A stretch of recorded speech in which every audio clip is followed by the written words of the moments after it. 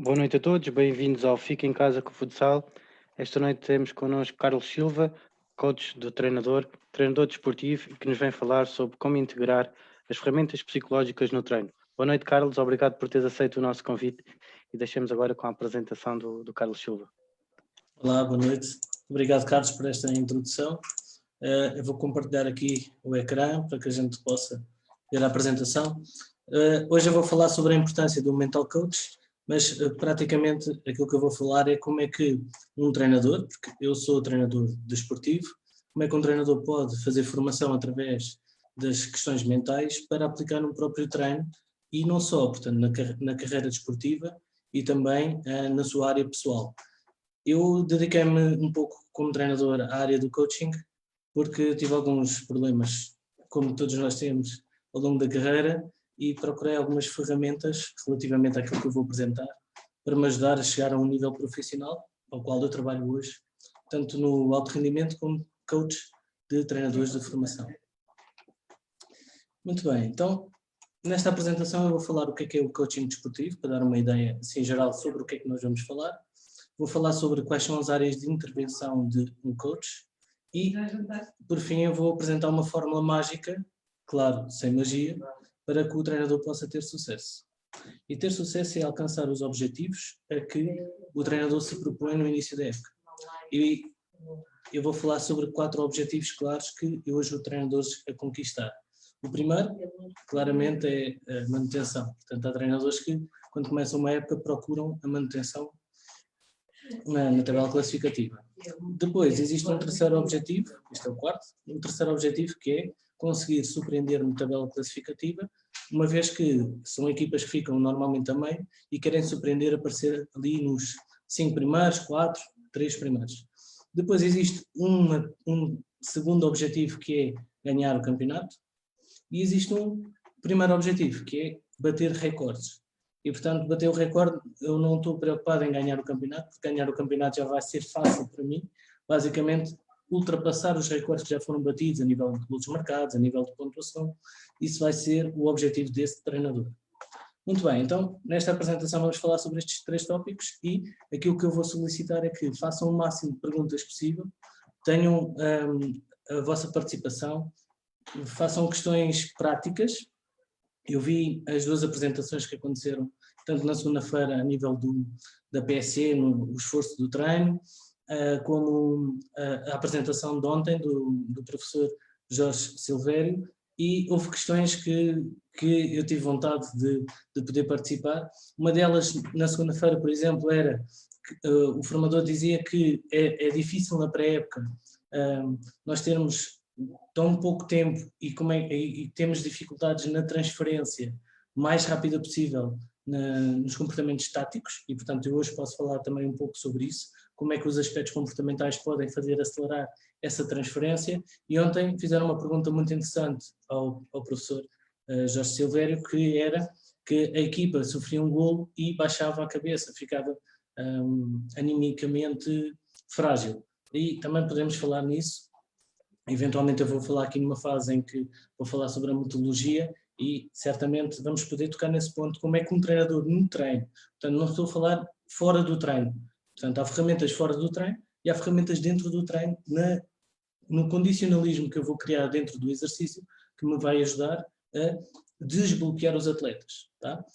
Mas porquê é que eu, sendo treinador, me direcionei para estas questões mais mentais? Basicamente eu trabalho a 3 níveis. Ao longo da minha carreira, eu comecei como treinador, em 2005 eu fui para a licenciatura, em desporto, portanto eu formei-me mesmo na área do desporto, e lá pelo meio fiz um curso de PNL. PNL é programação neurolinguística, está muito ligada ao coaching. Não vou aprofundar muito aqui, mas se quiserem fazer alguma pergunta, eu poderei responder. Relativamente a seguir, eu aperfeiçoei alguns conhecimentos dentro da educação física através do mestrado. E, nessa altura, eu comecei na prática. Eu era atleta nos campeonatos nacionais de futebol de 11, pelo Estoril Praia, e, entretanto, enverguei pelas escolas de animação e geração do Benfica, academias de Sporting e ainda do Estoril Praia. Depois, peguei logo em séniores, com apenas 22 anos eu peguei logo como adjunto nos séniores na divisão de honra, e na época seguinte fui convidado para ir para a Série Açores, que corresponde tendencialmente aqui à divisão abaixo do Pro Nacional. Então, quando eu terminei a Série Açores como treinador adjunto, eu percebi que só o conhecimento a nível do treino não me dava a capacidade de influenciar os atletas para aplicar as minhas táticas. Portanto, eu podia ser muito bom a nível da metodologia técnico-tática, estratégia, só que quando eu queria comunicar e quando eu queria influenciá-los para que eles vissem a importância da mensagem que eu queria passar, muitas vezes eu sentia dificuldade que eles recebessem a minha mensagem. Então foi a partir daí que eu comecei a dar mais importância às questões mentais. E nomeadamente foi quando eu comecei a querer aprofundar conhecimento dentro do treino desportivo e me direcionei também para os cursos a nível da psicologia, nomeadamente curso de coaching, pós-graduação em liderança, curso de Master PNL e Trainer PNL.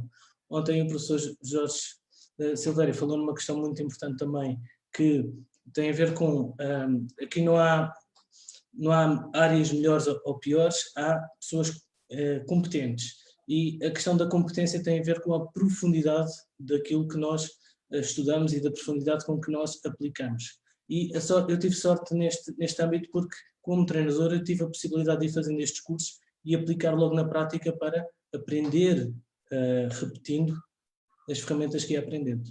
E, portanto, a partir daí, eu entrei sempre em séniores, estive na segunda Liga B como adjunto e no Campeonato de Portugal, que foi o que deu origem à segunda B, e nomeadamente eu fiquei em quinto lugar com uma equipa que lutava para não descer, e no Campeonato de Portugal já cheguei a ficar em primeiro lugar com o 1º de dezembro, e em primeiro lugar no Loures, na última época em que fui despedido por conflitos, eventualmente entre interesses da direção, com a equipa técnica, por aí fora.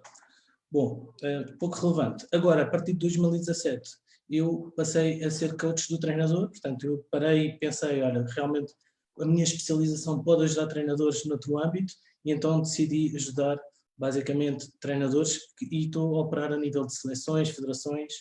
Neste caso, ajudei a Guiné-Bissau para o apuramento da CAN de 2019. Depois, trabalhei também a nível de scouting comportamental para a seleção da Índia, no sub-15, sub-17, Primeira Liga e Segunda Liga de Portugal, Finlândia, Noruega e por aí fora, China, Brasil. E neste momento estou a trabalhar com outras seleções, que não quero aqui expor esse trabalho, mas mais do que os clubes onde nós podemos participar, o que eu tenho notado é que a metodologia tem ajudado treinadores a conseguir resultados. Isso é mais importante do que qualquer currículo, do que qualquer certificado, do que qualquer outra coisa, porque o treinador vive dos resultados. E aqui, às vezes nós aqui em Portugal damos muito valor de onde é que é a certificação, se tem ou não tem curso de treinador, não sei o quê, mas o mais importante é o que é que aquele treinador é capaz de gerar como resultado, não só de vitória, mas também de desenvolvimento de atletas, mas também tudo aquelas coisas que são a parte essencial. E nós temos que olhar um pouco mais também por aí. Há excelentes treinadores que não têm resultados, isso é verdade, mas então é porque falta alguma coisa no processo desses treinadores para fazer o clique para gerar resultados. E nomeadamente, eu vou falar aqui mais à frente sobre um treinador que conseguiu 100% de vitórias na mesma época em 2 escalões, sub-18 e sub-20, e eu tenho ajudado, nomeadamente, alguns treinadores a conseguir ficar nos primeiros lugares e no lugar de subida, nos escalões de formação e até da distrital de séniores. Portanto, coisas muito simples, ferramentas que eu vou partilhando, e realmente isto tem feito alguma diferença e, portanto, eu acho que será interessante vocês poderem fazer as perguntas e aproveitar o máximo que puderem levar-nos. A próxima pergunta é: o que é o coaching? O que é o coaching no desporto e o que é o coaching do treinador? Basicamente, o coaching é uma disciplina de um curso de psicologia.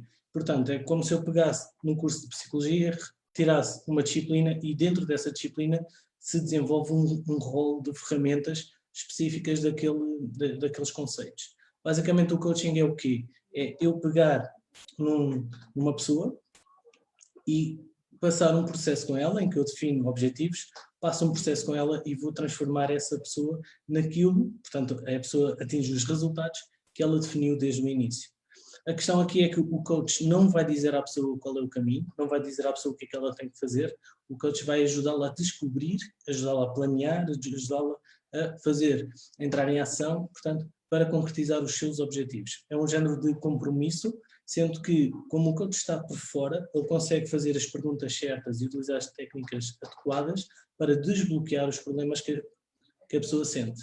E, portanto, sente em determinados momentos do percurso. E, portanto, o coach, aquilo que faz não é dizer à pessoa, olha, agora faz isto, agora faz aquilo, portanto, não é um formador, nem é um conselheiro, é simplesmente um guia que permite à pessoa que quer atingir um determinado resultado chegar à resposta. E, basicamente, se eu for treinador e quiser utilizar uma ferramenta de coaching, basicamente é a forma de eu chegar perto do Cristiano Ronaldo e, em vez de lhe dizer, olha, quero que faças um movimento e o princípio de chegar ao fundo, na linha de fundo, e faças um cruzamento, ou chegar perto do Ricardinho e dar-lhe uma instrução, eu quero que faças assim, assim, assim. Basicamente, como uma ferramenta de coaching, aprendendo algumas ideias, o treinador pode chegar ao pé desse atleta e perguntar-lhe, olha, nesta situação está a haver este bloqueio. Como é que tu vês a solução?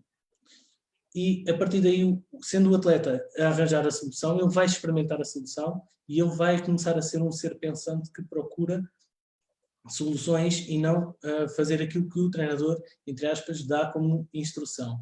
Às vezes o treinador tem alguma dificuldade neste tipo de liderança porque começa a perder o controle. Portanto, os atletas passam a ser mais criativos, passam-se a libertar, começam a ter mais decisões e o treinador passa a ser mais ou menos como um guia, imaginando que é como um piloto de um avião, em que ele vai pilotar o avião não tem uma estrada. O avião tem que ir ajustando à medida que faz o caminho. E aqui é um pouco isso, ou seja, o treinador utiliza o método de coaching na sua liderança, ajudando e guiando o processo para que o atleta chegue à resposta que o treinador provavelmente pode querer antecipadamente ou pode nem sequer ter pensado que poderia ser aquela solução. Muito bem. Isto já é específico dentro da modalidade em que o treinador utiliza o coaching como ferramenta de liderança. Mas o que é o coaching, basicamente? Basicamente é eu pegar numa pessoa no ponto A e guiá-la até o ponto B através de ferramentas em que a pessoa passa um processo de autodescobrimento e ultrapassa os seus obstáculos. Depois, se nós direcionarmos o coaching para a área desportiva, o que vamos fazer é, tanto atletas como treinadores, como pais, como direção, portanto, tudo o que está relacionado ao desporto, nós aplicamos as mesmas ferramentas do coaching em geral, só que num contexto do desporto. Qual é que é a grande diferença agora aqui para o coaching do treinador? É que basicamente quando nós começamos a direcionar estas ferramentas para a atividade do treinador, o treinador apresenta determinados objetivos, determinados obstáculos, determinadas dificuldades que começam a ser padrões entre todos os treinadores e o coach começa-se a ser especialista e antecipa completamente dentro do processo quais são as dificuldades que o treinador que vai trabalhar com ele já tem, porque só trabalha especificamente a área do treinador, que é exatamente aquilo que eu faço a nível de acompanhamento de profissionais. Depois, quais são as áreas de intervenção do coaching? Basicamente, nós podemos ver duas áreas, é interno, e aqui interno quer dizer dentro do treino da equipa técnica, portanto, tudo o que está relacionado à metodologia, portanto, diretamente em que se ensina, portanto, o próprio treinador tem ferramentas de coaching que aplica, tal como eu estava a explicar há bocado. Ok, eu hoje quero aplicar algumas ferramentas de liderança de coaching em que eu vou guiar os meus atletas, portanto, eu vou utilizar ferramentas, não quer dizer que eu seja coach, quer dizer que eu vou utilizar ferramentas desta metodologia. Ou como adjunto, portanto, eu normalmente atuo como na equipa técnica a nível de alto rendimento, eu atuo como adjunto, em que eu ajudo o treinador a chegar a algumas condicionantes dentro dos exercícios e, portanto, o coach está dentro do treino como treinador e tem ferramentas de coaching. Ou mesmo dentro do scouting. Neste momento estou a acompanhar alguns scouts de seleções para que eles possam fazer análises do adversário a nível comportamental, análise da equipa a nível comportamental e, portanto, é fácil gerar aqui algumas ideias para depois direcionar logo diretamente para dentro do campo. E depois o coach pode atuar a nível externo. Isto quer dizer o quê? Quer dizer que ou eu estou dentro de um departamento dentro do clube, ou eu sou mesmo um coach fora, como eu trabalho. Normalmente eu trabalho a partir daqui do meu escritório e eu faço sessões assim online diretamente com o treinador. Ele é um elemento externo à equipa técnica direcionada ao treino. Portanto, eu posso ter um departamento dentro do clube em que eu dou uma ajuda ao treinador da equipa A, ao treinador de júniores, ao treinador. Portanto, é um mesmo profissional que atua em vários escalões, ou como eu faço, que posso trabalhar com diversos treinadores em diversas divisões, em diversas ligas, diretamente de 1 para 1, através de sessões online. Muito bem. Carlos, deixa-me só colocar-te aqui uma questão. Boa. Para cada escalão, cada método, ou para cada treinador, cada método, como é que... Falaste aí dos júniores, depois juvenis, cada escalão etário tem os seus métodos de trabalho? Eu não acredito nisso, e isso é muito discutível, porque aquilo que costumam dizer é que os atletas mais novos, eventualmente as crianças, não são adultos grandes, e que nós temos de ter em conta praticamente as características de cada escalão. Eu acredito que nós devemos ter um conjunto de ferramentas que são gerais para todo e qualquer escalão. A diferença é que tem a ver na complexidade e na profundidade que eu vou dentro da metodologia. Então, por exemplo, se eu tenho um modelo de jogo, eu posso ter alguns princípios básicos que a minha equipa tem que saber, e à medida que eu vou subindo de escalão, eu vou aumentando a complexidade de princípios, mas o modelo é sempre o mesmo. E o método de ensino é sempre o mesmo, porque eu vou variar entre uma liderança de coaching e descoberta e uma liderança de direção, que vai variar ao longo da época, de acordo se eu estou a ensinar um conteúdo novo, que é mais direção, ou se eu vou direcionar a um conteúdo mais de descoberta. Portanto, o método em si, como é uma estrutura, ele vai permitir ao treinador utilizar em qualquer escalão. A diferença é que ele depois tem que adaptar a ferramenta às necessidades, porque a necessidade de um atleta de 15 anos, a nível mental, é diferente de um atleta sénior. Tendencialmente, o que é que ele terá que fazer aí? Ele terá que se especificar a nível de qual é o tipo de convicções que o atleta de 15 anos tem, qual é o tipo de obstáculos que aquele atleta passa. Começa a haver pressão social, eventualmente porque os colegas querem sair à noite. Existe outro tipo de pressão social, porque as namoradas querem que ele tenha sucesso no futebol, mas também querem ter a presença dele, e por aí fora. Portanto, existem condicionalismos mentais e estruturais dentro de cada escalão que o treinador tem que conseguir resolver, através da sua liderança, através da comunicação, através da sua metodologia. Só que as ferramentas padrão que ele vai utilizar são as mesmas. Portanto, a forma de eu criar um exercício é igual, seja em qualquer escalão. Portanto, eu só tenho que aprender a criar um exercício. Eu depois tenho que ajustar ao nível de competência e ao nível de conteúdo que aquele atleta consegue reproduzir a nível de comportamentos táticos, estratégicos, por aí fora. Mas a ferramenta é idêntica. Não sei se consegui responder à questão. Sim, obrigada. Sim. Penso que sim. Boa. Depois, entretanto, eu estava aqui a dizer que eu faço acompanhamento, então, direto de 1 para 1 com o treinador e atuo como treinador adjunto tático-comportamental, ou seja, ajudo o treinador a construir um treino com condicionantes técnico-táticas comportamentais, estratégicas, essas coisas todas que vamos falar aqui mais à frente, e ajudo diretamente na organização e no planeamento do treino. E depois, estas duas áreas eu trabalho como profissional no alto rendimento e depois ajudo treinadores de todo o âmbito, portanto, treinadores de formação, não profissionais, através de formação, em que eu dou formação direta 1 para 1, ou o próprio treinador pode fazer o curso de formação que eu mais à frente poderei explorar se houver aqui espaço. Bom, vamos então falar aqui no que é o acompanhamento e como é que nós poderemos direcionar o trabalho do coach para o treinador. De forma muito simples. Eu quero que possam transferir este princípio, que é o princípio da transformação, para os vossos princípios do treino, tal como há o princípio da reversibilidade, o princípio da progressão, o princípio da complexidade, essas coisas todas. Portanto, integrem já a partir de agora o princípio da transformação.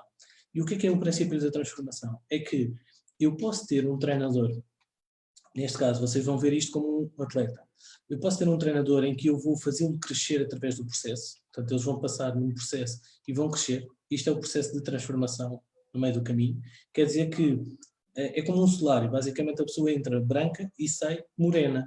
Quando eu pego numa equipa, eu tenho que pensar qual é que é o solário que eu tenho, precisamente para transformar aquela equipa. Portanto, a equipa vai começar de uma determinada maneira, vai entrar num processo de transformação e vai ter que sair de outra maneira. Então, o que é que eu faço, basicamente? Eu pego num treinador e faço um processo de transformação em que ele vai sair um treinador melhor. Só que não necessariamente é um treinador maior a nível de conhecimento, porque eu não vou trabalhar com ele em informação. Eu vou trabalhar com ele processos internos de transformação, que será a diferença entre pegar numa lagarta e transformar a lagarta grande, ou pegar numa lagarta e transformá-la numa borboleta. Portanto, o processo de transformação é que a minha capacidade enquanto treinador de pegar numa equipa e não fazê-la crescer a nível de quantidade de informação que ela consegue adquirir através dos processos táticos, mas é a capacidade de transformá-la ao longo do tempo para que consiga aplicar os princípios táticos, mas, por exemplo, de forma resiliente, de forma consistente, de forma adaptativa.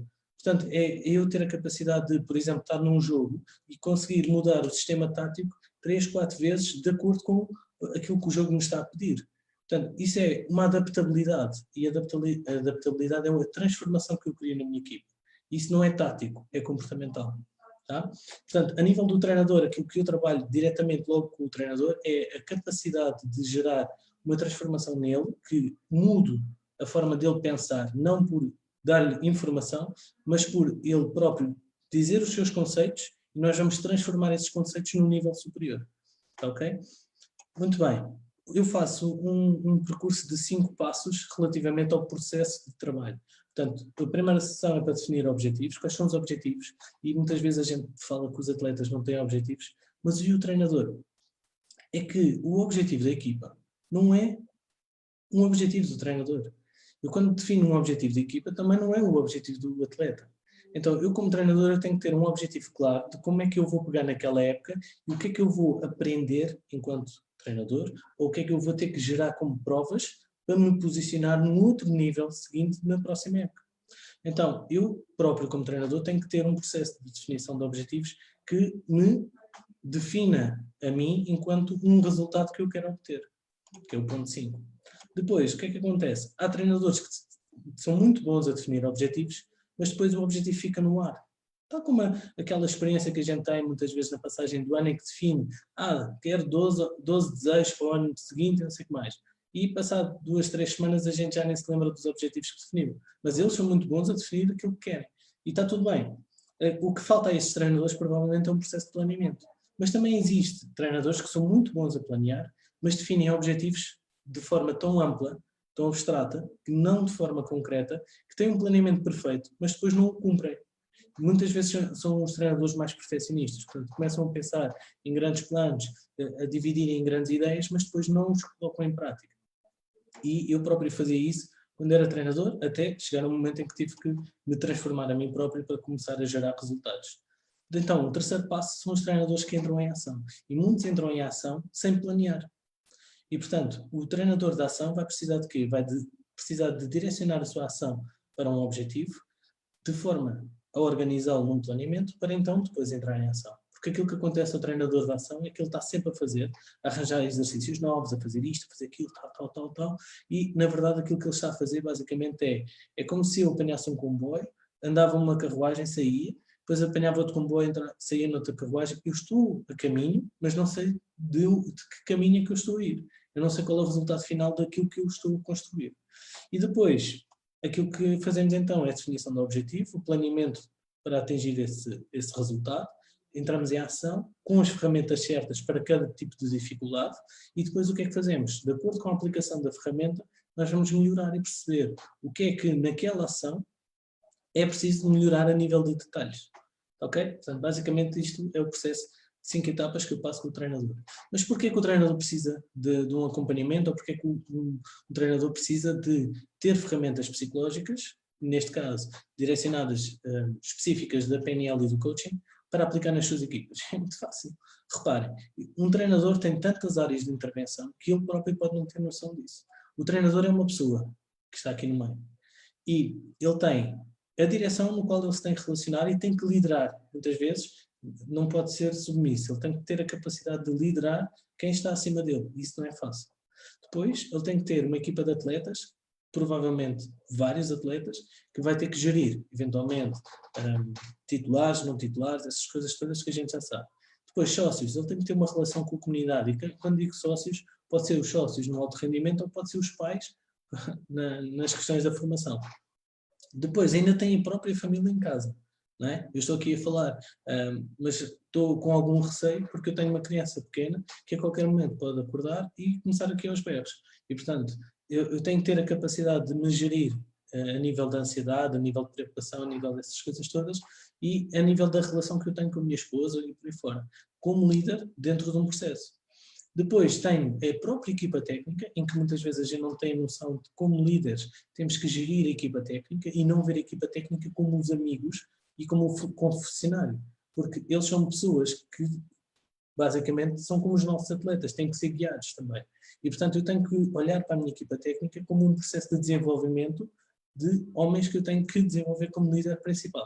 E depois tenho a minha área pessoal, como é óbvio, dentro da minha gestão emocional, em que se eu consigo dormir ou não consigo dormir porque vou ter um jogo amanhã, se eu consigo liderar as minhas emoções durante um jogo, se eu consigo liderar a culpa após uma derrota, essas coisas todas, tá?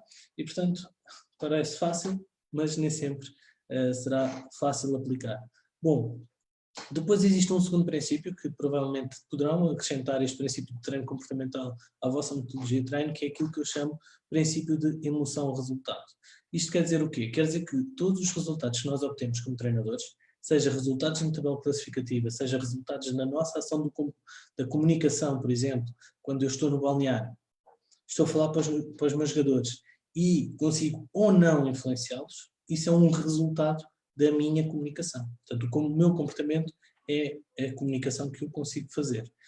Portanto, os meus resultados vêm do meu comportamento. Depois, o meu comportamento vem das minhas decisões.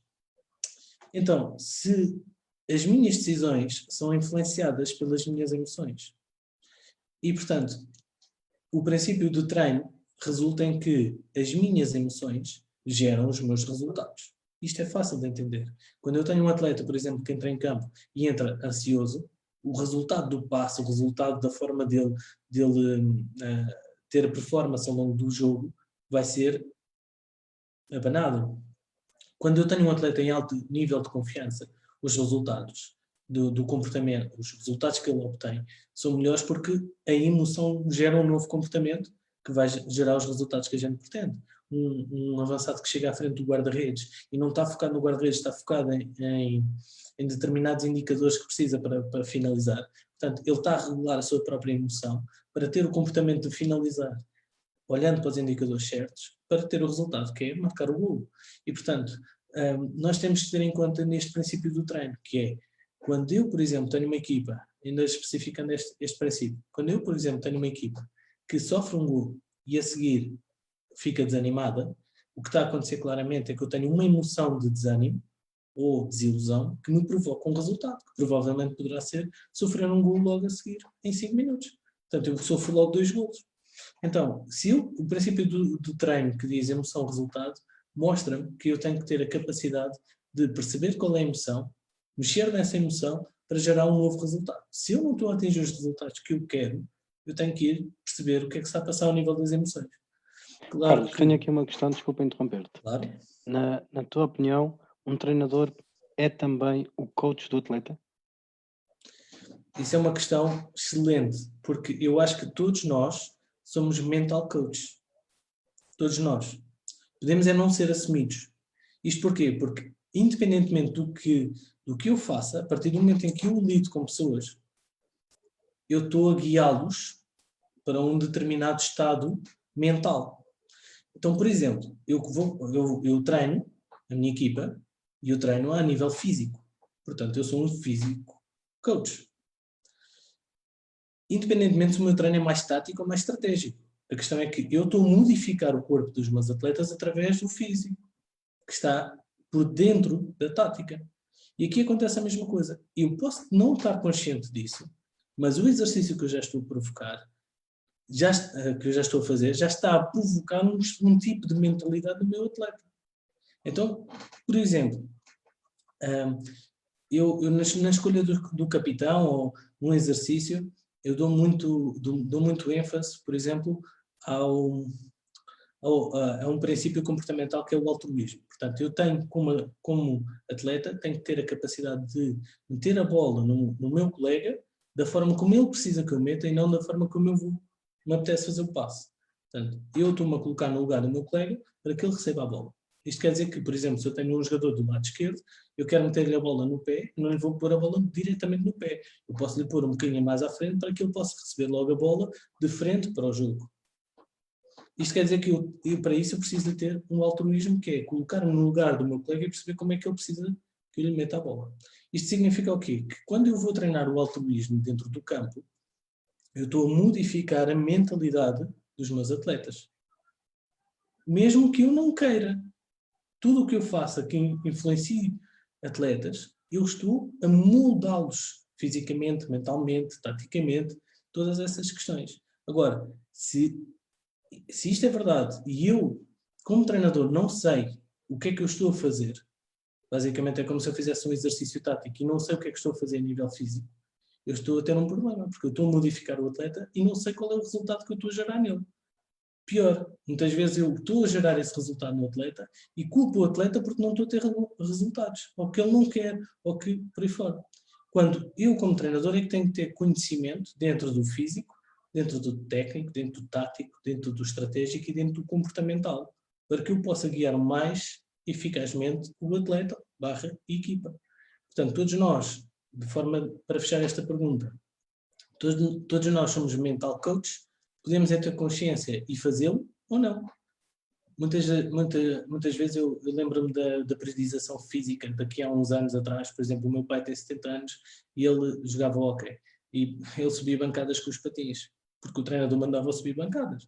Portanto, na altura, o pensamento era, se eu tiver uma equipa bem preparada fisicamente, eu vou chegar ao jogo e vou ter uma melhor performance. E a verdade é que, na altura, era assim que funcionava. E a questão é que a questão tática emergia quando eles iam jogar. Mas não era treinado, mas emergia.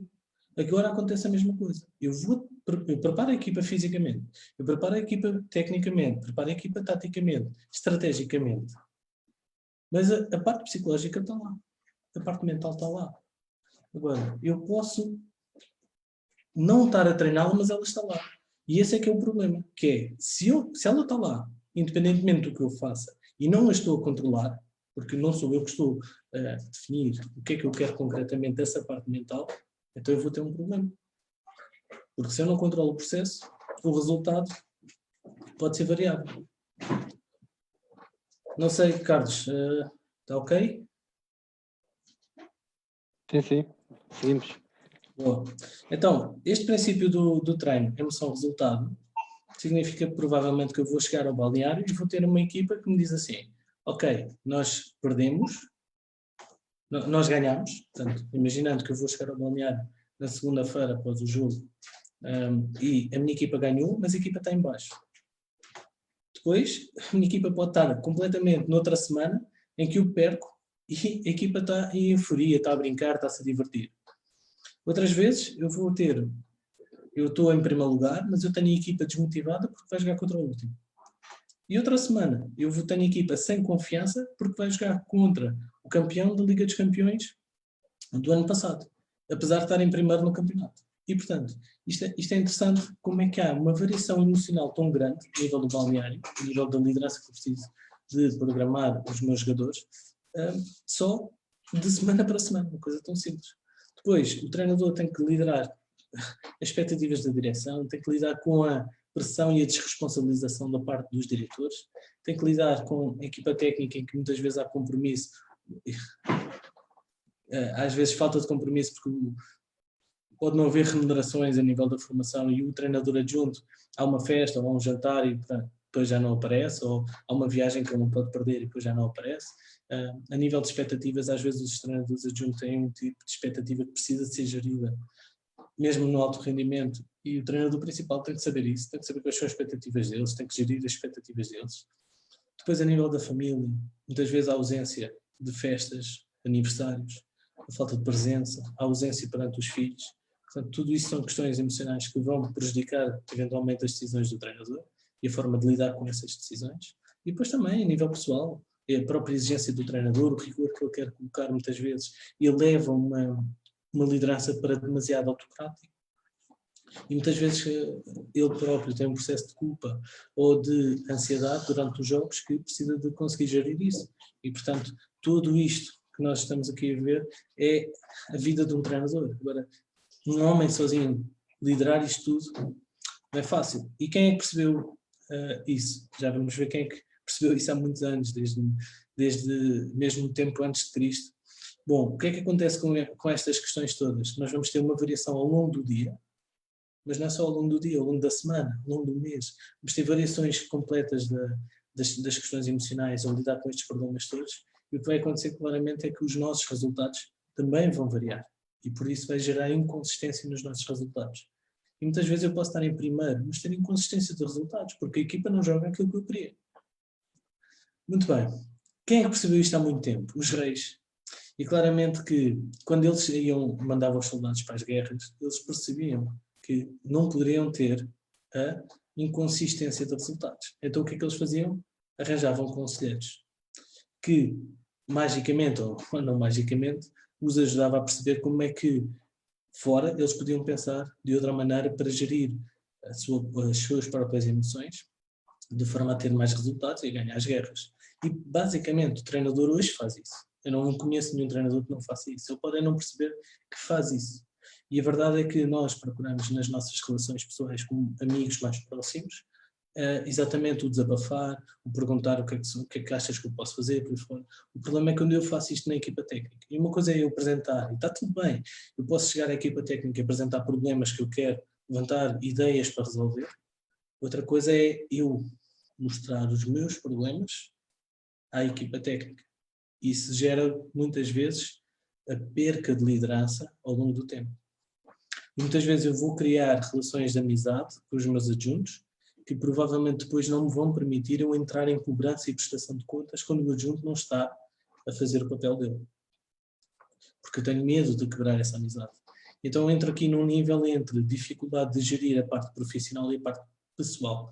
E por isso é que existe a importância do coach, porque uma coisa é eu ter conversas informais, outra coisa é eu ter uma conversa com uma direção e de forma sistematizada, com direção a resultados. Tá? Bom, então vamos falar no que é isto de direção sistematizada para resultados. Tá?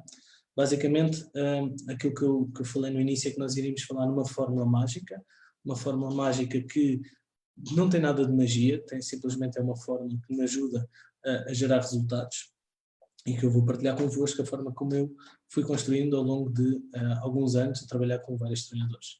Alguns resultados que eu consegui basicamente foi quando o objetivo era a manutenção, conseguimos o primeiro lugar no Campeonato de Portugal, a nível do futebol de 11, e quando o objetivo era não descer de divisão, conseguimos um 5º lugar surpreendente a nível. E eu comecei a aplicar estas questões e comecei a ter estes resultados. Só que eu comecei a pensar assim, ok, se eu vou ser coach do treinador, uma coisa é eu ter resultados, outra coisa é eu ter a capacidade de ajudar outras pessoas a ter resultados. Foi quando, em 2017, eu falei com o Telmo. O Telmo é treinador de polo aquático. Foi meu colega no mestrado de treino esportivo, mas a gente deixou de se ver falar há cerca de 4 anos e eu lembrei-me, olha, vou ligar ao Telmo. E ele, na altura em que eu falei a primeira vez com ele, em 2017, ele disse-me, Carlos, eu tenho a minha equipa, claramente com atletas a desistir, e eu não consigo ficar nos 2 primeiros há mais de 2 anos. Basicamente, os 2 primeiros da série dele. E a verdade é que, na época seguinte, ele aprendeu algumas ferramentas, aplicou, experimentou, e preparou a época de 2019. Em 2019 ele conseguiu um feito espetacular, que foi ganhar todos os jogos do campeonato no sub-18. E se isso já é muito bom, fantástico foi quando ele conseguiu ganhar todos os jogos, 100% de vitórias, do sub-20. Exatamente com as ferramentas que a gente foi trabalhando e por aí fora. Portanto, ele não só ganhou num escalão, mas ganhou em 2 escalões, o que mostra a consistência do trabalho que fomos fazendo. A fórmula mágica basicamente é esta. Treinador de sucesso é igual a oportunidade. E porquê a oportunidade? Porque nenhum treinador é treinador se não tiver uma oportunidade de entrar num clube e poder treinar uma equipa. Muitas vezes há treinadores que têm cursos, mas estão fora. Estão sentados no sofá à espera que a oportunidade surja, ou à espera que o telefone toque. E o treinador tem que ter a capacidade de gerar essa oportunidade e não estar à espera que ela surja. Tá? E, portanto, a fórmula do treinador de sucesso é oportunidade versus resultado. Também há treinadores que têm muitas oportunidades. Muitas. Todos os anos têm oportunidades e não geram resultados. E, portanto, o treinador de sucesso é quando ele consegue aliar a oportunidade que vai ter, que é guiar uma equipa, e obter os resultados que foram pedidos. E os resultados aqui que estamos a falar não é ser campeão, é resultados que é o objetivo da época. Portanto, se o objetivo da época é surpreender, se é manter, se é ficar em primeiro ou se é bater recordes. Portanto, o resultado tem que ser garantido através de outra forma, que eu vou aprofundar, e, por fim, existe a área pessoal, que muitas vezes, quando os problemas da área pessoal são mais amplos, a nível da mochila que carregamos todos os dias, a nível dos problemas pessoais, a nível dos problemas com a família, a nível de todas essas questões, quando cada vez são maiores esses problemas, quer dizer que os resultados e a oportunidade vão começar a diminuir, porque eu não consigo gerir tudo. Então, basicamente, vamos aprofundar o que é isto de resultados, dentro desta forma. Tá? Bom, resultados, e muitas vezes o treinador pensa que resultados é o meu método. Portanto, eu se tiver um bom método, neste caso de futsal, específico da minha modalidade, mas um método fantástico, de modelo de jogo, de observação, dos princípios, o treinador aprofunda-se cada vez mais na questão da modalidade específica. Só que resultados não é isso. Porque os resultados vão a esse método. Portanto, eu posso ter um método muito bom, como eu falei no início da minha história. Eu posso ter um método muito bom que eu quero passar à minha equipa, mas vai haver um monte de interferências. Um monte de interferências que a gente já vai ver quais são. Portanto, dentro do método, o que é isto do método? Basicamente é a minha metodologia específica de jogo, em que eu tenho um modelo de jogo, tenho a metodologia de treino e tenho a análise do adversário, onde eu vou ligar tudo para criar uma metodologia fantástica. Só que dentro da metodologia, o que é que acontece? Muitas vezes eu estou a trabalhar a um nível de dimensão do treino que não me está a ajudar na transferência de jogo. Transferência daquilo que eu treino para o jogo. Vou dar um exemplo mais concreto. Então, imaginando que eu planeio a minha semana, eu não sei se isto está certo, se está errado, a nível da vossa concepção do treino, nem é isso que eu quero tocar aqui. Quero só dar um exemplo para que percebam a forma como nós podemos pensar. Tá? Então, por exemplo, imaginando que eu tenho a recuperação à terça-feira do jogo de domingo, tenho à quarta força, à quinta resistência específica, sexta velocidade específica. E, portanto, eu tenho o quê? Eu tenho um microciclo padrão, onde eu coloco lá a minha especificidade do que é a carga física para aquilo que eu quero num microciclo padrão. Mas depois também vou colocar, eventualmente, as variações a nível do que é que eu vou trabalhar a nível de microprincípios, mesoprincípios, macroprincípios, mesoprincípios e em cada dia da semana. E está tudo bem. Só que o que é que eu tenho aqui? Eu tenho aqui uma periodização do treino direcionada ao físico e direcionada ao tático. E provavelmente muitos treinadores que não trabalhem a nível do tático vão ter do físico e vão ter do técnico. Portanto, eu vou trabalhar nestas questões. Se eu trabalhar ainda a nível do macro, eu vou ter a questão estratégica.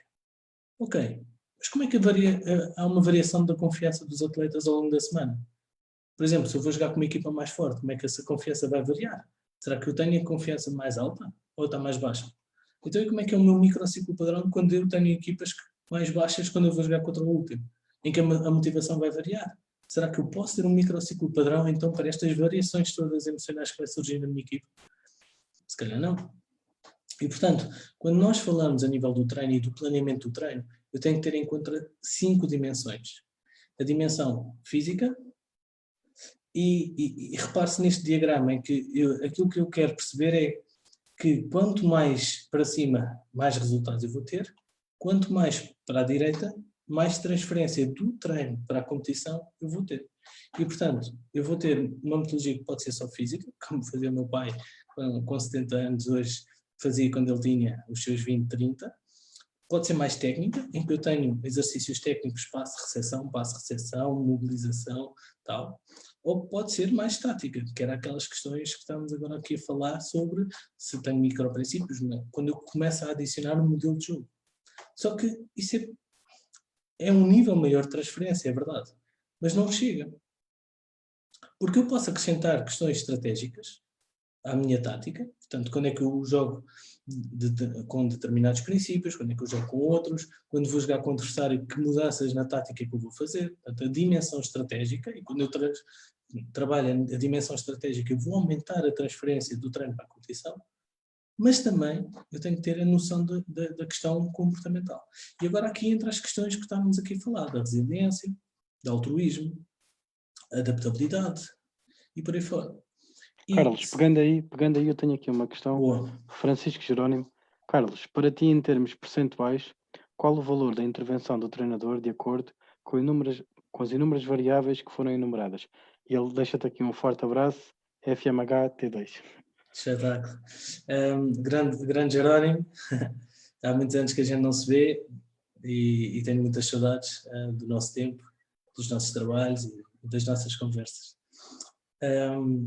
Eu não sei, Carlos, eu emocionalmente liguei-me agora, lá está, emocionalmente liguei-me aqui à pessoa que fez a pergunta. Queres que eu te repita? Sim, em termos percentuais, qual o valor da intervenção do treinador de acordo com as inúmeras variáveis que foram enumeradas? Eu vou pedir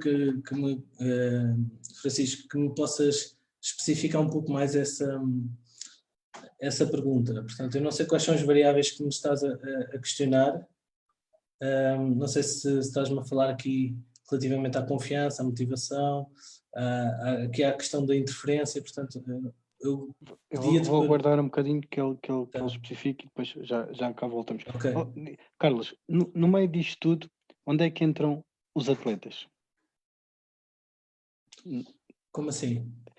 Estamos aqui a falar de relações entre resultados e que isto são tudo umas dinâmicas que nós podemos passar e o atleta, se nós não tivermos o bom atleta, é difícil obter mais resultados. Certo, mas isso aí, o que é que nós estamos aqui a falar? Eu entendo perfeitamente a pergunta, mas vamos aqui andar para trás. Portanto, resultados, andar aqui um pouquinho, resultados é igual a metodologia menos interferências. E quando falamos em interferências, vamos falar na questão da liderança, vamos falar na questão do recrutamento, vamos falar nessas questões todas. Portanto, neste momento eu ainda estou a falar na parte que o treinador controla, que é o seu trabalho a nível da metodologia de treino. Está ok? Certo. Bom. Então, andando para aqui para a frente, o que é isto a nível de comportamental? Basicamente é eu ter a capacidade de, e agora vou responder à pergunta feita ontem, se eu tenho uma equipa que sofre um gol e animicamente se vai abaixo, o que é que eu preciso trabalhar? Basicamente é a competência de eu ter uma emoção de desilusão e ter um aspecto comportamental que é a desistência.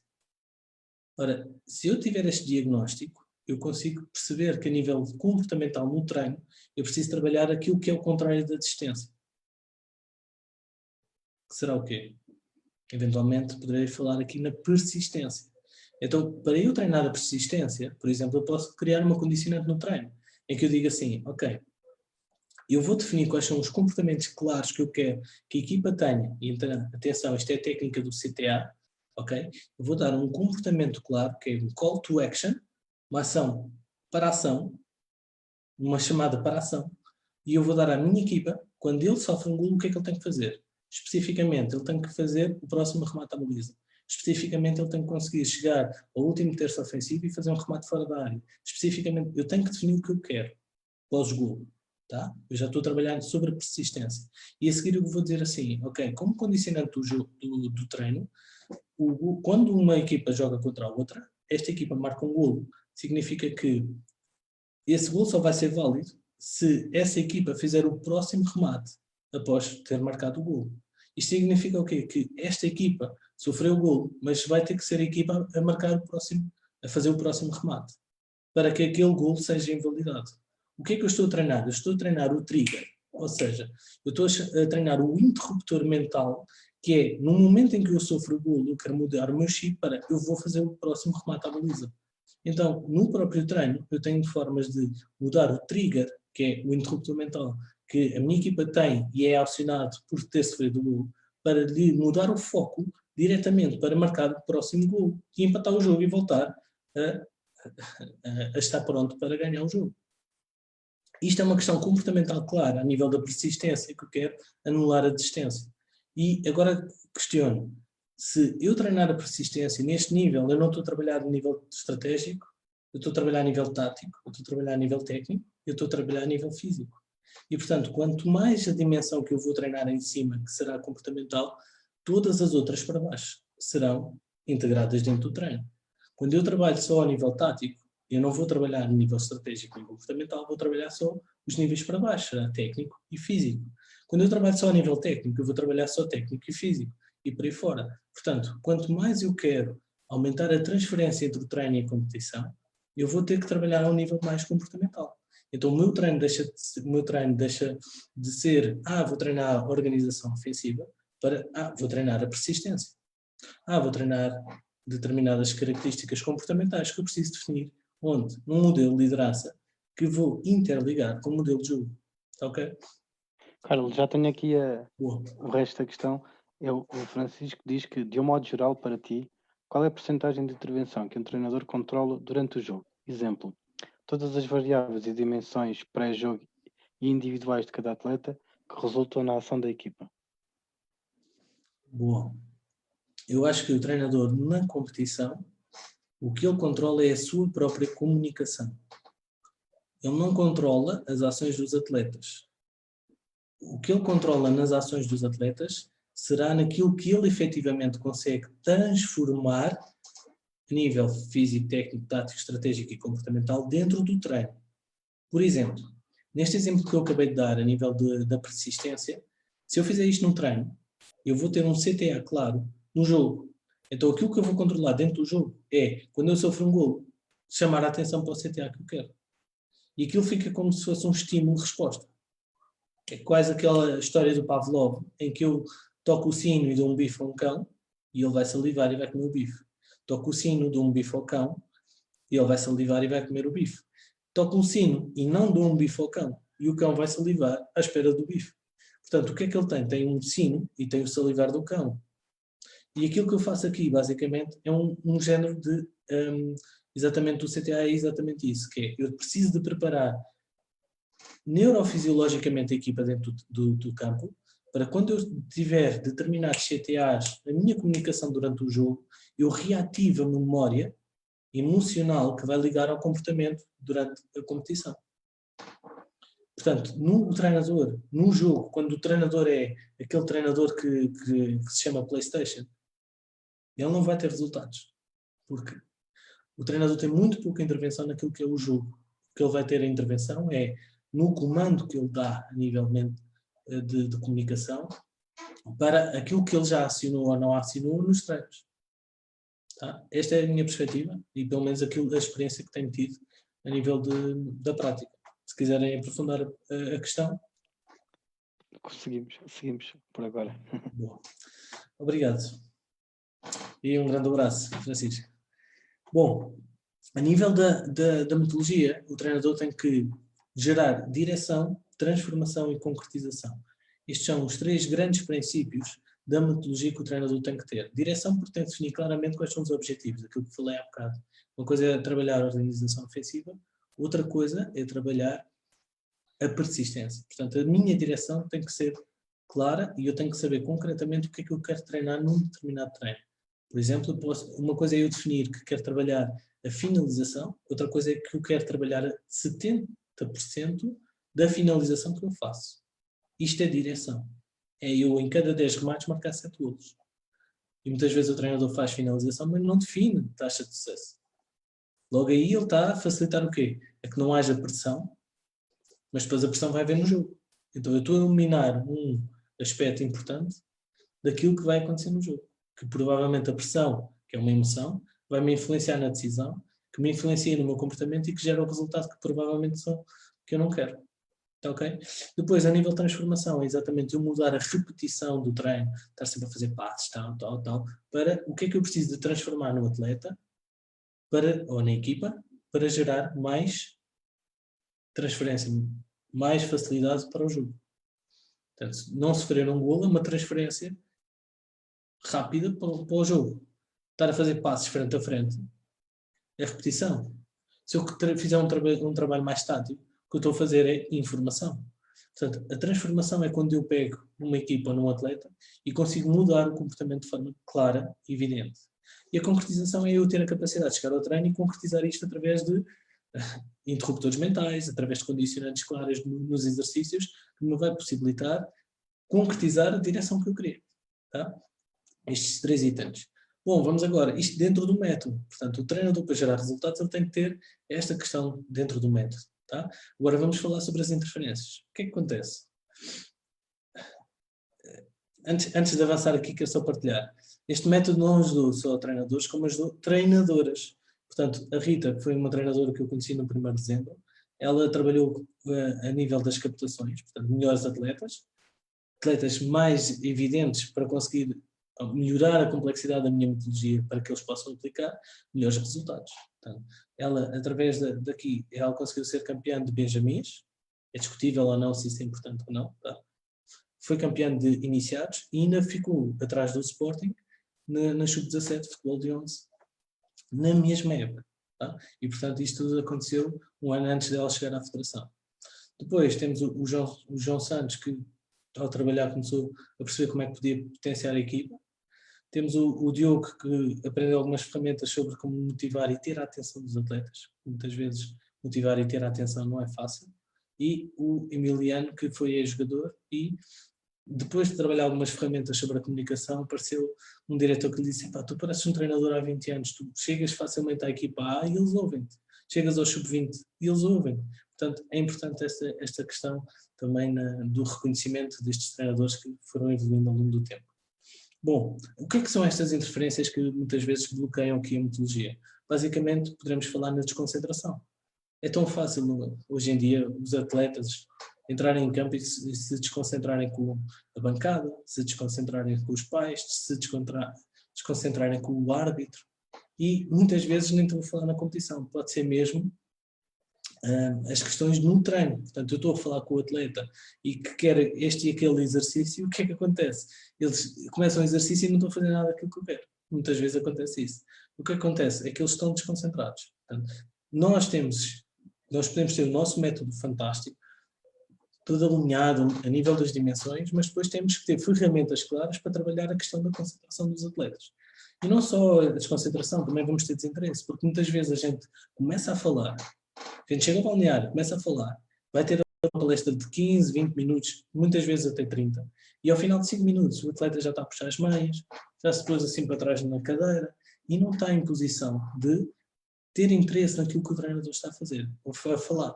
E, portanto, o treinador precisa ter ferramentas claras que despertem a atenção, de variação de tonalidade de voz, e que consiga manter a atenção do atleta ao longo do tempo que ele vai falar. E muitas vezes aquilo que é uma das ferramentas que eu ensino aos treinadores é uma ferramenta que o treinador pode ir pesquisar agora a partir do momento em que eu vou falar, que é a hipnose. Imagina o que é uma hipnose. Claro que a hipnose que a gente conhece é aquela hipnose que a gente vê na televisão, em que a gente estala os dedos e a pessoa transforma-se numa galinha e faz ali. Claro que isso é um nível de espetáculo. Mas se nós falarmos em hipnose de forma clara, dentro de uma comunicação com o atleta, eu vou dar a palestra antes do jogo e eu vou clicar a equipa dentro de um sistema hipnótico em que eles vão ficar altamente concentrados naquilo que eu vou dizer e a informação que eu vou dizer vai entrar no subconsciente deles. Isto é uma ferramenta brutal. Agora imaginem o que é isto numa comunicação ou um intervalo em que eu só tenho 5 minutos ou numa comunicação em que eu quero meter um jogo importante, um derby ou uma final da Liga dos Campeões e a palestra antes do jogo vai ser fundamental para eu gerar as emoções que eu quero dentro da equipa para desligar a ansiedade.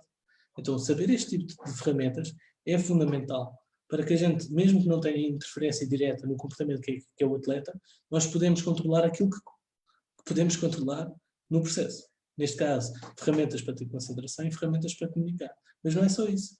Porque todos os atletas começam a época motivados. Todos começam, porque senão não tinham começado a época. E a verdade é que ao longo da questão o treinador não precisa ter ferramentas para motivar atletas. Precisa ter ferramentas para não os desmotivar. E o treinador tem que criar um sistema ao longo da época, ter a capacidade de perceber quais são os fatores de motivação de cada atleta e integrá-los isso no treino. Por exemplo, se eu tenho atletas que valorizam a aprendizagem, fantástico. Eu nos treinos tenho que implementar formas de eles aprenderem. Agora, se eu tenho atletas que valorizam a estabilidade e a segurança, provavelmente, atletas eventualmente mais velhos, eles tendencialmente podem querer aprender uma coisa ou outra, mas eles não querem estar sempre a aprender, sempre a inovar. Então, eu tenho duas questões, que é, ou vou buscar o tipo de atletas que eu quero a nível dos valores que eu quero, e agora vamos falar de recrutamento, eu não posso recrutar só a nível técnico, físico e tático. Eu tenho que recrutar de acordo com os valores e a mentalidade que eu quero implementar na minha equipa, e tenho que ter a capacidade de fazer uma entrevista inicial desse atleta para sacar os valores dele, para eu perceber não só ao longo da época o que é que eu preciso de implementar nos treinos para motivar essa equipa, como também tenho que perceber individualmente como é que eu vou motivar esse atleta através das minhas conversas individuais. Tá? Portanto, Carlos, tenho aqui uma questão. Filipe Jardim questiona-te: as longas palestras podem levar à desconcentração e desinteresse do atleta? é uma excelente pergunta. Eu vou dar uma resposta curta e rápida. Tá? Nenhuma palestra é longa demais, nem curta demais. E nenhuma palestra longa demais pode necessariamente gerar desconcentração nos atletas. Provavelmente alguns treinadores estão aqui a ver esta palestra desde o início e ainda não se desconcentraram. O que tem que acontecer na comunicação do treinador é que ele tem que ter a capacidade de programar a sua comunicação e não falar à toa, chegar lá e falar. Portanto, ter um conjunto de técnicas ao longo da sessão que vai conversando para gerar interesse nos atletas. Eu posso estar 2 ou 3 horas em team buildings a falar para os atletas e eles estarem concentrados. Eu tenho que ter a capacidade de ter técnicas de comunicação que me permita que eles se mantenham a concentração ativa. Está bem? Agora, aliás, eu posso ter uma comunicação de 10 minutos em que eles ao final de 2 minutos já desligaram. Ou posso ter uma comunicação de 45, 1 hora, em que eles estão completamente ativos a ouvir. Desculpa, Carlos. Tenho aqui mais uma questão que foge aqui um bocadinho do futsal, mas como é um treinador conhecido, até vou colocar essa questão do Paulo Ribeiro. Há bocado falaste um pouco dos treinadores PlayStation. Na tua opinião, o Jorge Jesus é um treinador PlayStation ou é um treinador de outro conceito? Eu acho que é uma excelente pergunta e muitas vezes eu utilizei esse exemplo para mostrar aos treinadores com os quais eu trabalho um sistema de 4 lideranças que nós temos que ter e gerenciar durante o nosso treino. Aquilo que estamos aqui a falar no treino do PlayStation, independentemente se é Jorge Jesus ou se é outro tipo de treinador. Usei o nome porque era o que estava aqui. Claro. E é importante a gente perceber isso. Isso é aquilo que a gente vê fora, não necessariamente aquilo que acontece lá dentro. E muitas vezes não é a mesma coisa. Está bem? E isto eu sei porque eu já trabalhei com algumas pessoas que conhecem o Jorge Jesus e por isso é que estou a tocar nisto. O que nós temos de ter a noção é que o treinador do PlayStation, todos nós temos que ser PlayStation, num determinado momento. E todos nós temos que passar de uma liderança PlayStation para uma liderança de descoberta. Eu vou dar um exemplo concreto. Eu vou começar a época, eu tenho que ser PlayStation, porque eles estão inseguros e ansiosos porque não me conhecem. Eu preciso ser um treinador que vai ser direto, concreto, nas regras da equipa. Eu vou ser PlayStation, eu vou ser autoritário, eu vou dizer quem é que manda, quem é a posição, e eu não posso estar muito preocupado com o relacionamento. Porque o treinador que se preocupa muito com o relacionamento logo desde o início vai criar uma boa relação com os atletas, mas eles depois vão abusar. Porque eles não têm as regras, eles vão perceber que eles próprios é que vão liderar aquilo, porque o treinador, entre aspas, é um totó. Então, no primeiro, a gente tem que perceber é que existem fases de equipa, existem fases de conteúdo. Ao longo das fases da equipa, eu tenho que perceber quando é que eu tenho que ser autoritário, quando é que eu começo a amolecer a parte autoritária para uma parte de orientação, em que eu tenho que dar mais apoio emocional. No início eu não dou tanto apoio emocional, dou mais direção técnica, dura, depois começo a dar um pouco mais de apoio e conteúdo na mesma, e depois começa a amolecer, no sentido de que o atleta depois pode começar a decidir, mas é decidir dentro do meu quadrado que eu já criei para aquela equipe. Tá? Portanto, esta questão do Jorge Jesus, primeiro, uma coisa é aquilo que a gente vê, lá está a ponta do iceberg, a gente não vê o resto dentro do treino. Outra coisa é, não está certo se eu sou autoritário ou se eu sou descoberta. Eu não posso dar uma. Eu tenho que ser um camaleão. Eu tenho que ter a capacidade de me moldar de acordo com a variação da relação dos atletas e da relação com os conteúdos que eu tenho que dar. Por exemplo, se eu vou introduzir um conteúdo novo, eu tenho que ser mais direto.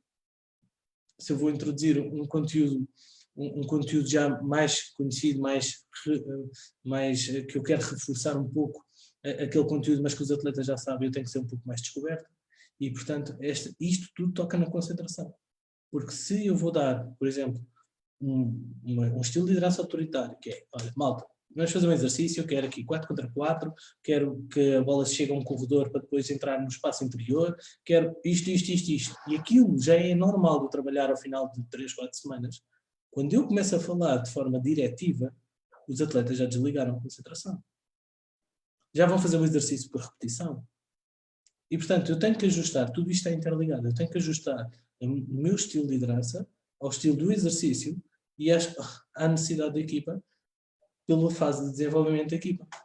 Para isso eu preciso de conhecer as 4 fases da equipa. Isto depois já é muito conteúdo para eu poder dar só aqui nesta hora. Eu tenho que conhecer as 4 fases da equipa e eu tenho que conhecer quais são as fases de aprendizagem e por aí fora para poder interligar todas estas questões.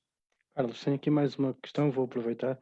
Henrique Passos, tendo várias derrotas, os jogadores, será que estão motivados e concentrados para os próximos treinos e jogos, mesmo estando o treinador motivado? É uma boa questão. Primeiro, nós temos que avaliar a motivação dos atletas e perceber que a motivação do treinador não é a mesma dimensão que a motivação dos atletas. Porque, lá está, depende do objetivo, como eu falei no início, depende do objetivo de cada um. Eu posso ter um objetivo de equipa, mas esse objetivo de equipa não motivar os atletas e motivar só o treinador. E quando eu tenho várias derrotas seguidas, o treinador ainda está focado no seu objetivo, mas os atletas já se desligaram daquilo há muito tempo. Mas também pode ser o contrário. Eu tenho equipas que... Eu tenho um treinador em Inglaterra que trabalhou comigo e que dizia assim: Carlos, eu estou a levar 20, 15, estou a levar 13... Portanto, todas as semanas, os atletas perdem, mas mantêm-se motivados. E porquê é que eles se mantêm motivados? Porque eles não... O fator de motivação que eu falei aqui, no item da desmotivação, o fator da motivação não é resultados, não é sucesso. O fator da motivação deles é a aprendizagem. E como é que eu gero isso? É que eu, como treinador, tenho um problema muito grave, que é a tabela classificativa é a forma como todos avaliam o meu desempenho. Mas eu não posso permitir que os meus atletas avaliem a tabela classificativa como o desempenho deles. Eu tenho que arranjar um dashboard, que é aquilo que há nos negócios, que é um quadro com resultados de percentagem, ou seja, do que for, que me permita avaliar o desempenho dos meus atletas internamente, para que eles percebam que o meu percurso está a subir. Então, por exemplo, eu posso ter uma equipa que está a levar 20, 13, mas na segunda volta, com as mesmas equipas, já só perdem 2, 3, e isso pode ser motivante. Depende da forma como eu pego no meu dashboard e consigo gerar resultados do processo e não do resultado final da classificação, do processo que eu quero que a equipa evolua para mantê-los motivados ao longo da época. Carlos, não sei se... Sim, penso que sim. Por agora não tenho aqui mais nenhuma, vamos avançando. Ok, boa. À medida que vão fazendo perguntas, eu consigo aprofundar aqui um item no outro. Depois existe o quarto item aqui das interferências, que é a desestabilização emocional. Isto quer dizer o quê? Exatamente aquilo que nós falámos, que era a desmotivação após sofrer um golo. Muitas vezes eu tenho uma equipa a levar 3, mas conseguem dar a volta, portanto, e precisam de resiliência. Se eu estou a levar 3, eu preciso dar a volta ao resultado para 4-3. E o Liverpool ano passado fez isso com o Barcelona. O Barcelona, a primeira eliminatória, deu 3 e o Liverpool deu a volta, marcou 4 golos. Portanto, eu tenho aqui uma desestabilização emocional que eu preciso de saber controlar através das componentes comportamentais. Tá? Então, para isso, o treinador precisa de ir à procura, pesquisar, trabalhar e aprofundar na inteligência emocional, nem ferramentas de concentração. Uma delas é os interruptores mentais. Eu posso falar aqui de um interruptor mental que se aplicares amanhã no treino, claro que amanhã não, porque estamos aqui em fase de transição de épocas, mas se experimentares só o exemplo que eu vou dar, vai ser fácil de entender a diferença. Concentração, eu vou utilizar interruptor, por exemplo, da escassez. Interruptor mental da escassez. O que é que eu vou fazer, por exemplo? Vou criar um exercício de treino em que eu vou colocar 4 contra 4, 3 contra 3, indiferente. Eu vou dizer a eles que eles vão fazer aquele exercício, portanto, em vagas, saem 3 contra 3, vão fazer em vagas, e vou dizer que aquele exercício vai ser durante 5 minutos, a ver qual é a equipa que ganha. Isto é uma coisa. Se eu adicionar um interruptor mental da escassez, por exemplo, eu vou dizer assim, eu sei que, antes disto, eu sei que durante 5 minutos, cada equipa faz normalmente 10 remates. Então, eu, em vez de dizer a eles que vão ter 5 minutos e vão jogar 3 contra 3, eu vou dizer que cada equipa só pode fazer 10 remates. E que, nesses 10 remates, eles vão ter que ganhar o jogo. Portanto, cada vez que eles forem rematar a baliza, eles vão estar focados em que depois já não vão ter mais. Aquele remate é único e tem que gerar golo. O que eu vou fazer claramente é aumentar a concentração. Mas também vou aumentar o quê? A predisposição para a eficácia. Só com um interruptor mental simples, e o exercício é exatamente o mesmo. Só que eu mudo a minha comunicação e a condicionante do exercício. Eu deixo de ter um exercício durante 5 minutos e passo a ter um exercício em que cada equipa tem que fazer 10 remates. Se uma equipa delas, por exemplo, esgota os 10 remates, depois vai ter que aguentar 10 remates sem sofrer golo. Portanto, eu também estou a aumentar a concentração da defesa para impossibilitar o golo. Tá? Muito bem. Depois, técnicas de comunicação, eventualmente aquilo que eu falei há pouco, a nível da hipnose, mas também existem outras, a nível do rapport, a nível que é empatia, como é que eu crio empatia com equipas, como é que eu entro no balneário e a equipa está completamente desfalcada, estarmos a levar 3 ao intervalo, e eu entro no balneário, e como é que eu vou entrar? Eu tenho que entrar e gerar empatia no estado emocional que a minha equipa está. Se eles estão deprimidos, eu tenho que entrar num estado deprimido e levantá-los progressivamente. É isto que nós vamos chamar o princípio do treino, princípio da transição emocional progressiva. Porque eu vou encaminhá-los de uma depressão para uma fase de motivação. Em 5 minutos, no intervalo. Portanto, uma das técnicas que chamamos aqui é a transição emocional progressiva e também temos a técnica do rapport e empatia gerada no início. Porque se eles estão deprimidos e eu entro lá logo a campeão, não, calma, vamos lá, vamos ganhar isto, não sei o quê, e nós não estamos em empatia, eles não vão me ouvir e vão criar uma resistência à minha comunicação. Tá? Isto tudo são técnicas muito simples. E depois temos as técnicas de motivação, que é exatamente criar um sistema, e podemos criar um sistema de, por exemplo, fatores para não desmotivar, uma vez que eles já começam motivados, para não desmotivar, fatores para os motivar a curto prazo e fatores para os motivar a longo prazo. Muitos dos treinadores preocupam-se no team building e nas relações das equipas, mas isso não é um fator de motivação a curto prazo, é um fator de motivação a longo prazo. Porque a curto prazo, aquilo que vai motivar as equipas é perceber se o treinador tem competência, é perceber se vão aprender com ele, é perceber se vai haver ambição para aquela época. E, portanto, a técnica de team buildings, team bondings e todas essas questões de relacionamento entre os jogadores e assim mais vai motivar a equipa, mas a longo prazo. Portanto, eu tenho que saber este tipo de coisas. Bom, a nível das interferências eu tenho que trabalhar 3 coisas: comunicação, liderança e produtividade. Bom, a nível da oportunidade, eu vou se calhar acelerar aqui um pouco. A nível da oportunidade, falei há pouco. O que é isto da oportunidade? É muito simples. Portanto, eu não sou treinador se não criar uma oportunidade. E aqui tenho um exemplo, por exemplo, que eu trabalhei com o professor universitário da FMH, quando ele esteve na Federação da Finlândia e quando ele esteve na Primeira Liga da Finlândia, questões para, tópicos para negociar com as direções para aumentar o valor do ordenado. E quem diz, neste caso o professor Ricardo, diz eu próprio, porque eu passei de uma divisão de honra a ganhar 150 euros e passei de uma série de setores a ganhar 10 vezes mais. 1250. E na Série Açores, na 4ª divisão de Portugal. Portanto, há que saber negociar, há que saber critérios para conseguir negociar com os clubes. E muitas vezes os clubes dizem que não têm, mas eles arranjam forma se quiserem mesmo o nosso trabalho. Depois temos o exemplo do Bruno, que estava desempregado na 3ª divisão e no dia seguinte, a falar comigo, entrou na Primeira Liga com apenas 23 anos. Há que saber também o que é que precisa de falar para falar com os diretores. O scout, que era do Sporting, o André, e trabalhando a sua rede de contactos, conseguiu posicionar-se e chegar à Primeira Liga da Finlândia. E também o Bruno, neste caso, que era adjunto do Sacarnense e passou a ser treinador principal, com 32 anos, 32 ou 30 anos no Campeonato de Portugal, e neste momento está a construir a sua marca pessoal e efetivamente escreveu agora um livro, que se quiserem comprar este livro, da motricidade aplicada ao futebol, que após trabalhar comigo ele começou a aparecer na Sport TV, começou a aparecer na TSF, começou a escrever livros, portanto, conseguiu expandir a sua marca pessoal.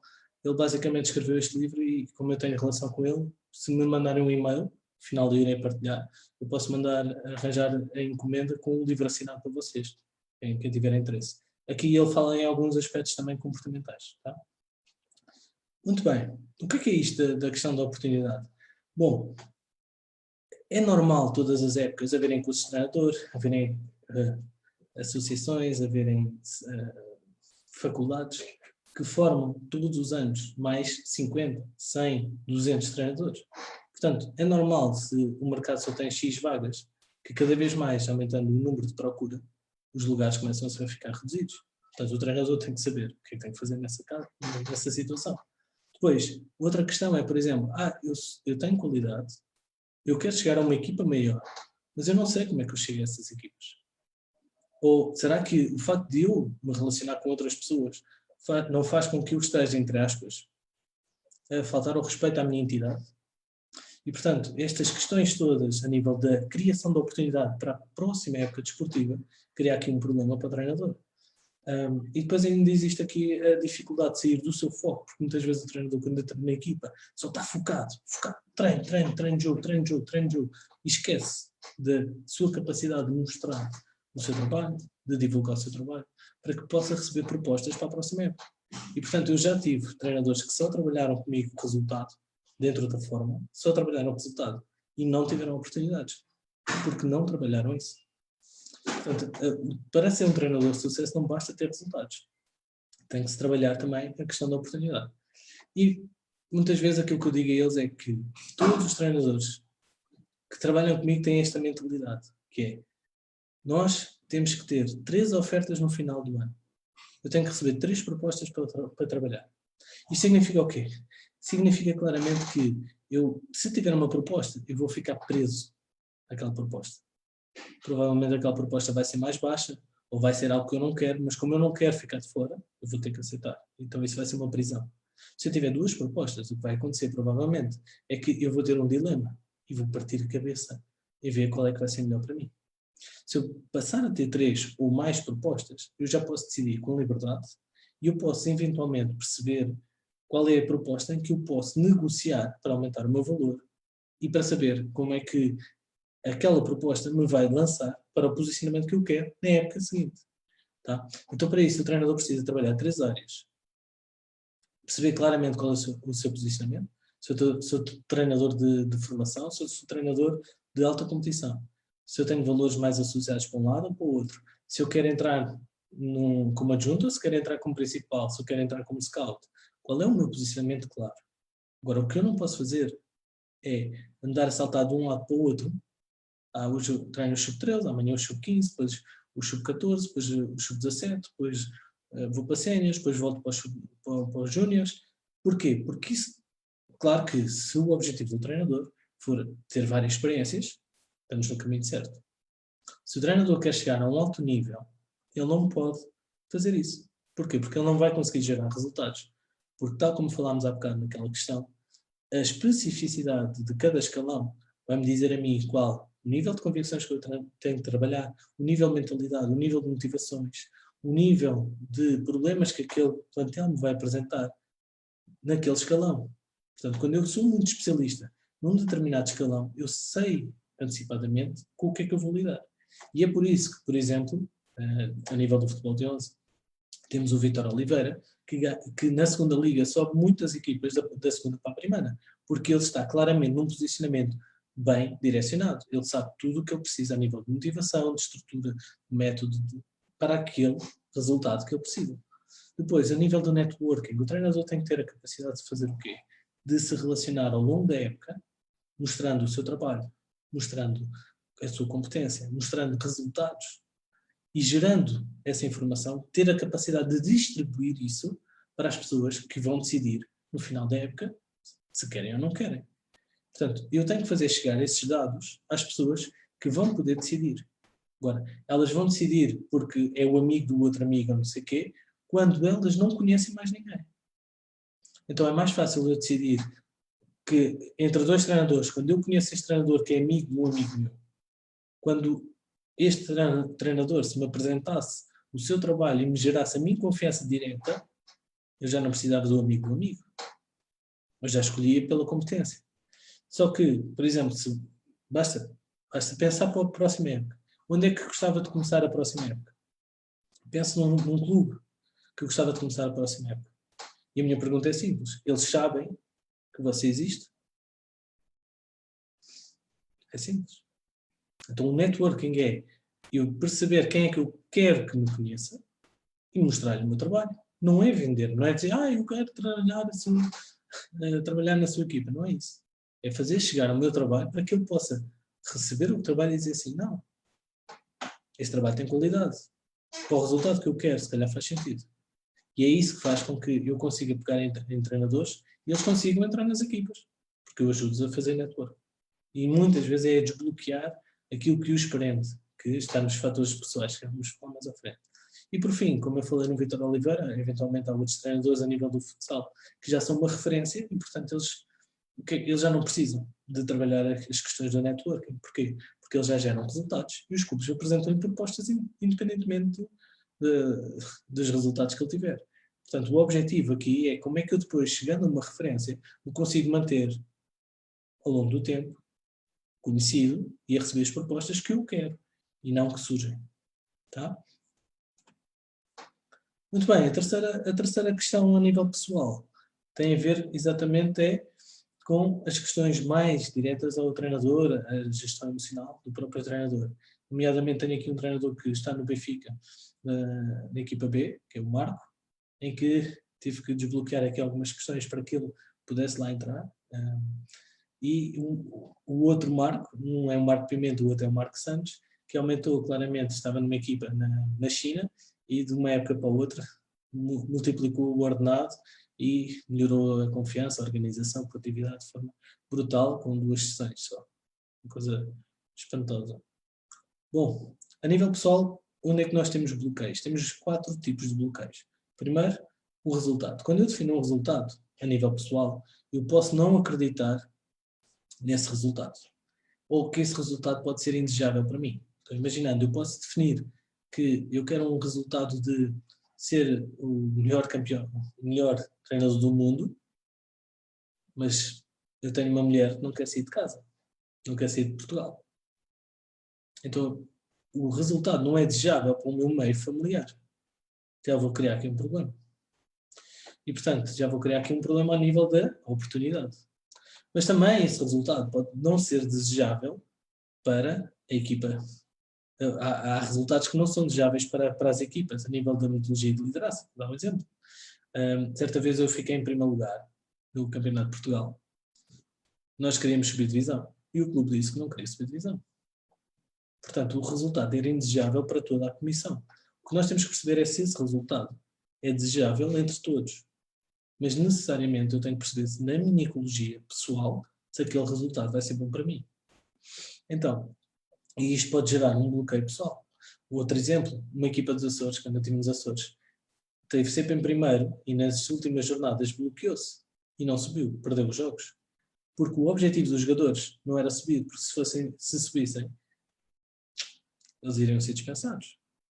Então, vamos perder 2 ou 3 jogos. Para o ano eles vão continuar a investir. A gente recebe o nosso ordenado. E mantemos a equipa e não temos que andar à procura de outra equipa. E, portanto, há resultados que podem ser indesejáveis para determinadas pessoas. Então, isso pode criar um bloqueio. O segundo bloqueio é eu não ter uma estratégia eficaz para chegar onde eu quero. Então, por exemplo, eu quero chegar à Primeira Liga, mas eu não sei como é que lá chego. Eu não acredito na estratégia. Eu não acredito que só falando com os diretores eu vou lá chegar. Eu não acredito que isso seja um fator só simples para conseguir lá chegar. Ou, por exemplo, eu não acredito que o método que eu tenho vai possibilitar a equipa de ganhar o jogo. E, portanto, é quando o treinador a nível pessoal tem um bloqueio a nível da estratégia que tem e se aquilo vai gerar o resultado que ele quer ou não. O terceiro item é as capacidades, é as dúvidas que o próprio treinador ou, eventualmente, os atletas têm sobre as suas próprias capacidades. Muitos dos treinadores o que é que dizem? Eu preciso de mais uma época para trabalhar isto. Depois de trabalhar isto, então eu se calhar vou-me direcionar para a Primeira Liga. Passa mais uma época. Mas eu ainda preciso trabalhar mais isto. que é o treinador que não acredita nas suas capacidades e vai camuflar isso com mais um curso, com mais uma época, com mais uma experiência. Porque, no fundo, ele tem medo de lá chegar e ser visto como incompetente. Portanto, ele nunca está preparado. Mas ele arranja sempre a desculpa de que quer lá chegar. E depois, por último, o eu, que é, eu não mereço. Eu não mereço ganhar aqueles milhões todos. Eu não mereço ganhar.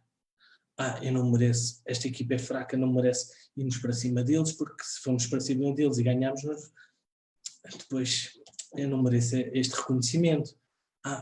E aí está um problema de, basicamente, autoestima, autoconfiança e identidade. Está muito relacionado com a identidade. Tá? Muito bem. Carlos, Então, antes de continuares, tenho aqui uma questão do Norberto Isidro. As chamadas chicotadas psicológicas, como é que o treinador consegue gerir essa situação? Se achas que é pelo desgaste, que ele é despedido mais pelo desgaste, pela deficiente comunicação ou por outras vertentes, e como é que ele se recupera dessa situação? Porque estamos numa fase de defesa, não é? E se calhar alguns vão ser despedidos, outros vão ser contratados, como já aqui apresentaste. certo. Eu não entendi se a chicotada psicológica é para a equipa, em que o treinador entra na equipa e tem que criar uma chicotada psicológica na equipa. Na sua saída, como é que ele lida com a sua saída para depois voltar a reerguer-se? Exato. Primeiro, isso é um processo de luto. É como perder uma namorada. É como perder um familiar. É um processo de luto. E, tendencialmente, qual é que é o problema do processo de luto? É a pessoa não aceitar. Portanto, o primeiro passo de tudo é o treinador aceitar que pode não ter resultados. É aceitar que ele não controla tudo no processo. E isso não é fácil de aceitar. Esse é o primeiro ponto. Portanto, a partir do momento em que eu aceito, e existe um princípio do treino comportamental que é o princípio da aceitação, em que diz as coisas são como são, aceita. As coisas são como são. Portanto, tu não precisas ter controle sobre tudo. Este é o primeiro passo. Qual é que é o problema do treinador? É que ele está demasiado focado, ele vai continuar focado naquilo que não controla. O que é que um treinador controla quando é despedido? Controla a sua avaliação do processo, controla o que é que ele tem que melhorar, controla os novos contactos que vai fazer e controla os novos objetivos que vai definir. Quando eu estou no momento presente a pensar no passado, eu estou ansioso, frustrado, com raiva, porque eu estou a pensar naquilo que eu não controlo, que foi porque é que eles me despediram, porque é que eu não tive resultados, e a culpa foi daquele jogador, e a culpa foi não sei o quê. Portanto, eu estou direcionado ao passado. Se eu desligar o passado, focando naquilo que eu controlo, que é o que é que eu tenho que melhorar como treinador para gerar resultados na próxima equipa. Eu estou a falar nisso porque eu já fui despedido. Em 2008 fui despedido e não quer dizer que eu depois não fosse campeão noutra divisão. Portanto, porquê é que eu fui despedido? Porque efetivamente houve um processo de mau recrutamento dos meus jogadores. E eu queria uma metodologia demasiado avançada para os jogadores que tinha. Não tinha resultados. Os jogadores estavam insatisfeitos. Alguém tinha que sair. Como eu não podia trocar todos os jogadores, o treinador teve que sair. Então eu tive que perceber o que é que eu, como líder, não tive capacidade. Primeiro, foi não ter a capacidade de recrutar as pessoas certas. Segundo, foi não ter a capacidade de, já que não recrutei as pessoas certas, não adaptar a minha metodologia às pessoas que tinha. E por muito bom futebol que eu quisesse praticar, futsal que eu quisesse praticar, se eu tenho jogadores que querem bater na bola, bater neles e sei o que mais, eu tenho que ajustar o meu modelo de jogo se eu quiser aquela oportunidade, senão eu saio. Há uma frase que o Pedro Catita nos deixou aqui há uns tempos, de Chuck Williams, que diz que mais do que aquilo que os treinadores sabem, interessa aquilo que os jogadores aprendem. E pegando aqui um bocadinho nas tuas palavras, é um bocado isto. O Henrique Passos faz aqui mais uma questão. O treinador de sucesso não é aquele que mais vezes vence? Boa. Portanto, isso é o treinador de sucesso, mais vezes que vence ao longo do quê? Das jornadas ou das épocas. Portanto, uma coisa é eu ganhar jogo a jogo, outra coisa é eu ganhar no final da época. E quando eu estou aqui a falar de treinador de sucesso, estou a direcionar para o treinador que consegue cumprir sucesso na época que ele iniciou. Tá? Porque depois posso ter um treinador de sucesso que consegue 7 vitórias seguidas, várias vitórias, 14, 18 vitórias seguidas, ou o treinador de sucesso que consegue cumprir todos os treinos com aquilo que definiu. Portanto, pode ter diversas dimensões. Quando eu falo de treinador de sucesso, é o resultado final da época e a capacidade dele gerar resultados naquela época. Se eu quiser falar na diferença entre o treinador de sucesso e de excelência, é acrescentar a esta fórmula a frequência.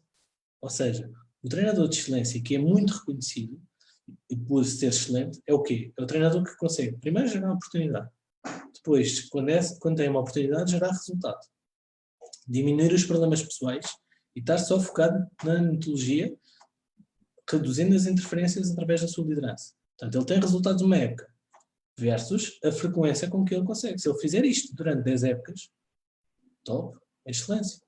Então, basicamente, a diferença entre treinador de sucesso e treinador de excelência é a frequência com que consegue aplicar esta forma. Está ok? Sim, seguimos. Boa. Então, estamos mesmo a terminar. Basicamente, o que nós falámos aqui foi, para ser treinador de sucesso, eu tenho que trabalhar de vários níveis. O primeiro nível, pessoal. Tá? O segundo nível é a criação de oportunidade. Portanto, o nível pessoal é o quê? O meu próprio desempenho como treinador. A minha própria gestão emocional. A minha própria liderança daquilo que é a minha envolvência na minha relação com a minha envolvência, com o meu contexto. Tá? Eu só consigo liderar o que está fora quando eu sei liderar a mim próprio. Depois, o segundo degrau, que é a oportunidade, é eu ter a capacidade de gerar rendimento. E o que é este rendimento? Não é o rendimento esportivo. Rendimento nas empresas, transportando para aqui o conceito, é eu ter despesas e ter lucro. Portanto, despesas e receitas. E rendimento é quando o lucro é superior às despesas e eu consigo ganhar dinheiro.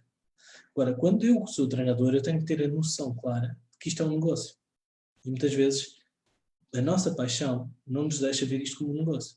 Mas a partir do momento em que os atletas pagam, a partir do momento em que há investidores, a partir do momento em que há dinheiro a circular numa atividade, ela passa a ser um negócio. O que não quer dizer que se eu estiver numa escola de formação em que não há, portanto eu vou dar treinos de forma voluntária, os atletas aparecem de forma voluntária e eu estou a fazer perfeitamente a minha paixão e eles estão a fazer a paixão deles, que isto não é um negócio, portanto passa a ser um hobby. Ora, a partir do momento em que eu ganho dinheiro, eu tenho que justificar com resultados. Portanto, o dinheiro é à procura de um resultado. Esse resultado não tem que ser o resultado do jogo, tem que ser um resultado pelo qual a pessoa está a investir. Quando um treinador, neste caso, quando um pai paga a inscrição de um miúdo, ele está à procura de alguma coisa. Só que muitas vezes ele está à procura de um resultado, que é que o filho joga. Então ele associa o pagamento ao filho jogar. E o que os clubes eventualmente têm que fazer na formação é entender que o pai paga para o filho aprender. E essa justificação é o trabalho ou da coordenação ou do próprio treinador. E quando nós ensinamos isto, nós temos que mostrar ao pai que está a pagar o que é que ele está a aprender. Nós não podemos mostrar ao pai a tabela classificativa, porque aí nós estamos a dizer que ele está a pagar para um resultado. Então eu tenho que criar formas de avaliar o desempenho da aprendizagem para justificar aquilo que o pai está a pagar.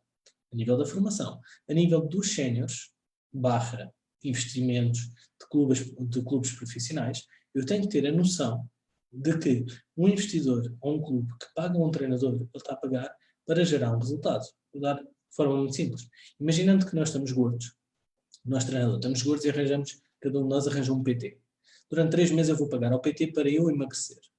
E chego ao final do processo. Eu fiz tudo o que o PT me disse e não emagreci. Eu quero o dinheiro de volta ou não quero? Eu estou a pagar para ter um resultado. A mesma coisa acontece quando um treinador é pago. Eu não sou pago para treinar. Eu sou pago para um resultado expectável da parte da direção. Então eu tenho que gerar aquele resultado. Mas eu não controlo esse resultado, porque outros clubes também querem o mesmo resultado. O que eu controlo é o processo, que é a minha metodologia de treino, a forma de eu liderar as interferências, a forma de eu gerir a minha parte pessoal. Isso é que eu tenho que ser expert e criar a metodologia que eu tenho a certeza absoluta que vai gerar aquele resultado. Então, quando eu falo aqui em oportunidade, é a minha capacidade de perceber que a minha carreira é um negócio e que eu tenho que ter rendimento naquilo que eu faço. Nem que seja eu trabalhar a primeira época de forma gratuita para eu me dar a conhecer, para na segunda época eu ter propostas. Todos nós eventualmente passamos isso num estágio. Só que muitos aproveitam um estágio com determinadas técnicas para depois conseguir ficar no clube onde estão. E outros fazem o estágio, entre aspas, em género de brincadeira só, por experiência. E depois queixam-se que não tiveram oportunidade. Depois da oportunidade falámos que é importante nós lidarmos com as interferências e para isso é preciso de liderança. E aqui vamos à optimização do treinador, que é o nível ótimo que o treinador tem que ter em ferramentas para o treino, a nível da comunicação, a nível da motivação, a nível da concentração e a nível da instabilidade emocional. E por fim, falámos em ferramentas da metodologia, sobre as 5 dimensões do treino, sobre as questões comportamentais. O treinador de sucesso, dominando estas 4 áreas, facilmente consegue chegar à excelência. Então, tudo o que eu fui falando aqui são formas como eu acompanho os treinadores e dou ferramentas a esses treinadores. Só que existe um problema, né? A minha agenda só aguenta 10 treinadores, 15 treinadores no máximo, por semana. O que acontece é que comecei a ter procura fora disso, devido a um treinador falar com outro treinador que conhece e por aí fora. E parece-me que depois disto ainda vai ser mais. Tranquilo. E aquilo que eu fiz foi, ok, se eu não tenho agenda, eu vou ter que criar os mesmos conteúdos que eu consigo partilhar a nível do acompanhamento, mas numa formação. E, portanto, aquilo que eu fiz basicamente foi criar uma formação com estes conteúdos para proporcionar mais facilmente ao treinador o acesso a essa informação. Então, basicamente, o que é que estamos aqui a ver? Foi o módulo 1, onde o treinador tem que trabalhar a base da pirâmide, que é a própria confiança e a visão, ter a capacidade, e gerar os seus fundamentos secretos de liderança. Quer dizer que cada treinador vai ser diferente uns dos outros, porque vai ter a sua forma de liderar. E aí vamos gerar o quê? Uma liderança pessoal, autêntica. Que muitas vezes é isso que a gente vê nos grandes líderes. Eu vou pegar no Guardiola, porque é assim por alto, fácil de entender a liderança pela autenticidade. Portanto, isto tem a ver com as questões pessoais. Depois temos a parte da oportunidade, em que eu tenho que ter o posicionamento, networking e a referência. Depois vamos ter que evoluir para a questão da optimização e da liderança, que é comunicação, liderança e produtividade do próprio treinador para gerar resultados na equipe. E a nível da metodologia, temos que trabalhar a questão da direção, aí vamos ter que ter fundamentos secretos da nossa metodologia, vamos ter que ter a capacidade de diagnosticar aquilo que falámos há bocado, da persistência e da desistência. Portanto, diagnosticar as questões emocionais que nos estão a bloquear a nossa tática e vamos ter que ter princípios do treino comportamental para nos ajudar na nossa direção. Vamos ter que ter a capacidade de gerar prazer, isto é, gerar aquela questão de eu sei precisamente este exercício vai gerar o quê? Eu quero 70% de finalização. Eu quero conseguir passar de uma taxa da minha fase de criação para a fase de exploração do espaço de 50%. Porque se eu tenho 100 vezes a bola aqui e quero pelo menos 50 na fase à frente da baliza. Então eu vou ter a capacidade de gerar prazer, que é o ponto de objetivo que eu quero para cada treino, para cada exercício, para cada microciclo. Depois vou ter que gerar um modelo de liderança, que é quais são os princípios comportamentais que eu quero para a minha equipa. Por exemplo, na minha equipa eu tenho 3 itens fundamentais na prática.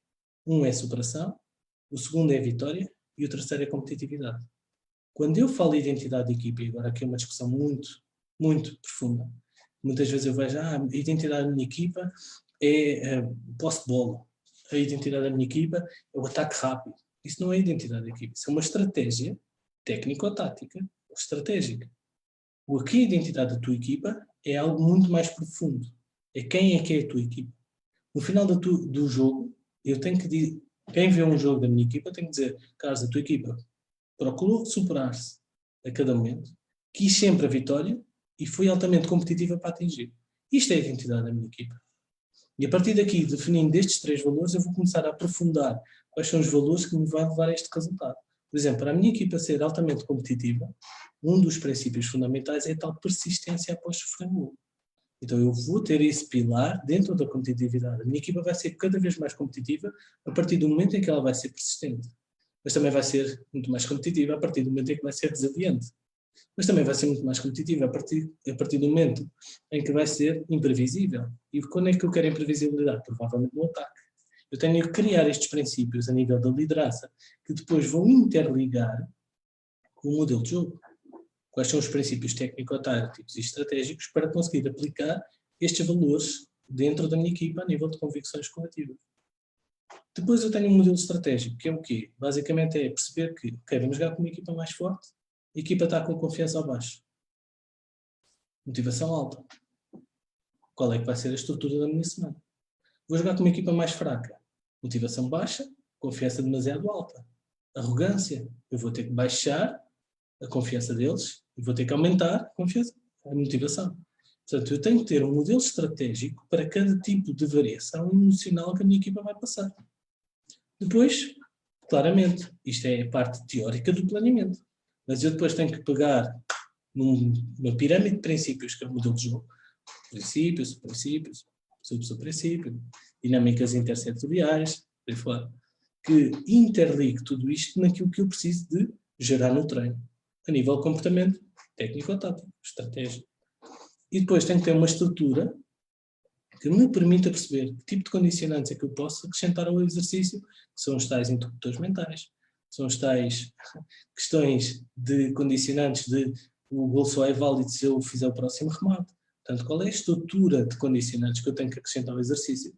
O número de jogadores, o grau da dificuldade, o grau da complexidade que eu tenho que acrescentar ao exercício e ao microciclo. E por fim, a carga. E agora, esta questão da carga é muito importante, porque normalmente a gente avalia o quê? A carga física. Se a equipa, e muito isto acontece muito nas seleções, que é, eu tenho jogadores que vêm de vários sítios, chegam aqui e têm cargas completamente diferentes. Só que eu só estou a olhar para a carga física.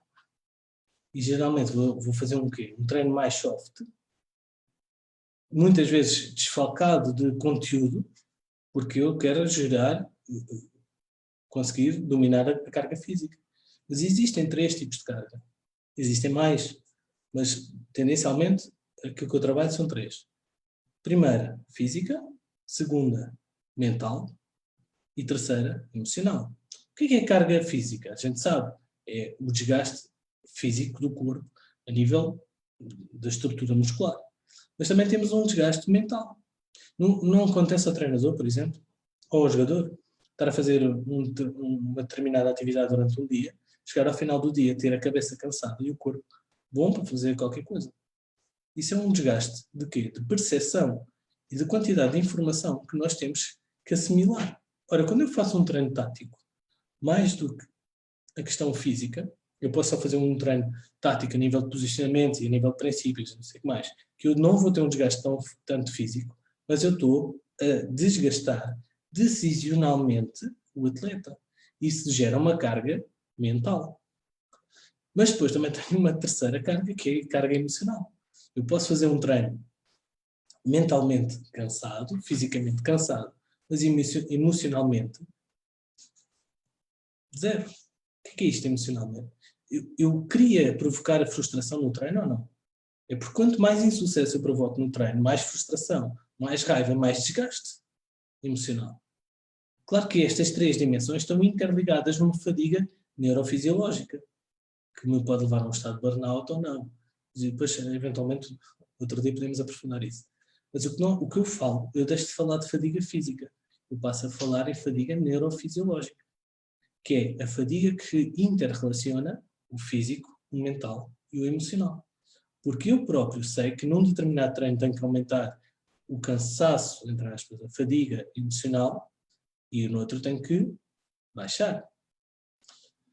E estas questões têm que ser avaliadas e, por exemplo, nós vimos na segunda-feira uma apresentação sobre a PSE, e é um fator fácil de identificar, que está interrelacionado com a frequência cardíaca, essas coisas todas, mas na realidade a PSE dá-me uma carga geral, não me especifica se ela é física, se ela é mental, se ela é emocional. Dá-me uma carga geral. Eu tive esse problema no primeiro dia, porque eu fiz a PSE e apliquei a PSE, só que até um momento em que os jogadores me diziam todos os treinos era 3. 3, 3, 3, 3. Eu disse, espera lá, isto não vai funcionar. E então eu tive que começar a arranjar estratégias e, inclusive, eu posso partilhar aqui, eu como sou mestre em treino desportivo, a minha tese foi em complexidade, avaliação da carga, através da quantidade de informação que são geradas a nível do exercício. E depois, quando terminei essa tese, comecei-me a aprofundar sobre os temas mais, como é que eu poderia avaliar mais as questões emocionais e as emoções mentais através de testes que eu fui descobrir na NASA. E por aí fora. E, portanto, essa questão da avaliação física, mental e emocional é importante o treinador começar a integrar, que eu sei que ao mais alto nível ainda não se faz. E por isso é que estou aqui a tocar isto só como uma semente para que se possa tomar mais atenção a essas questões, para que eu possa ajustar o próprio exercício de treino nestas 3 dimensões a nível da carga. E por fim, finalizo com todo um método que foi criado. Portanto, do lado direito é o plano de treino multidimensional eficaz, portanto não é só o plano de treino tático ou estratégico, é multidimensional porque vai tocar nas 5 dimensões. E do lado esquerdo vamos ter a pirâmide da excelência, que se o treinador conseguir desenvolver-se nestas várias áreas, vai criar um legado e vai chegar à excelência, facilmente reproduzindo os seus resultados frequentemente ao longo do tempo. E, portanto, foi criado este método que se chama Profissão Treinador. Portanto, eventualmente, quem quiser pode pesquisar um pouco mais dentro do profissãotreinador.com.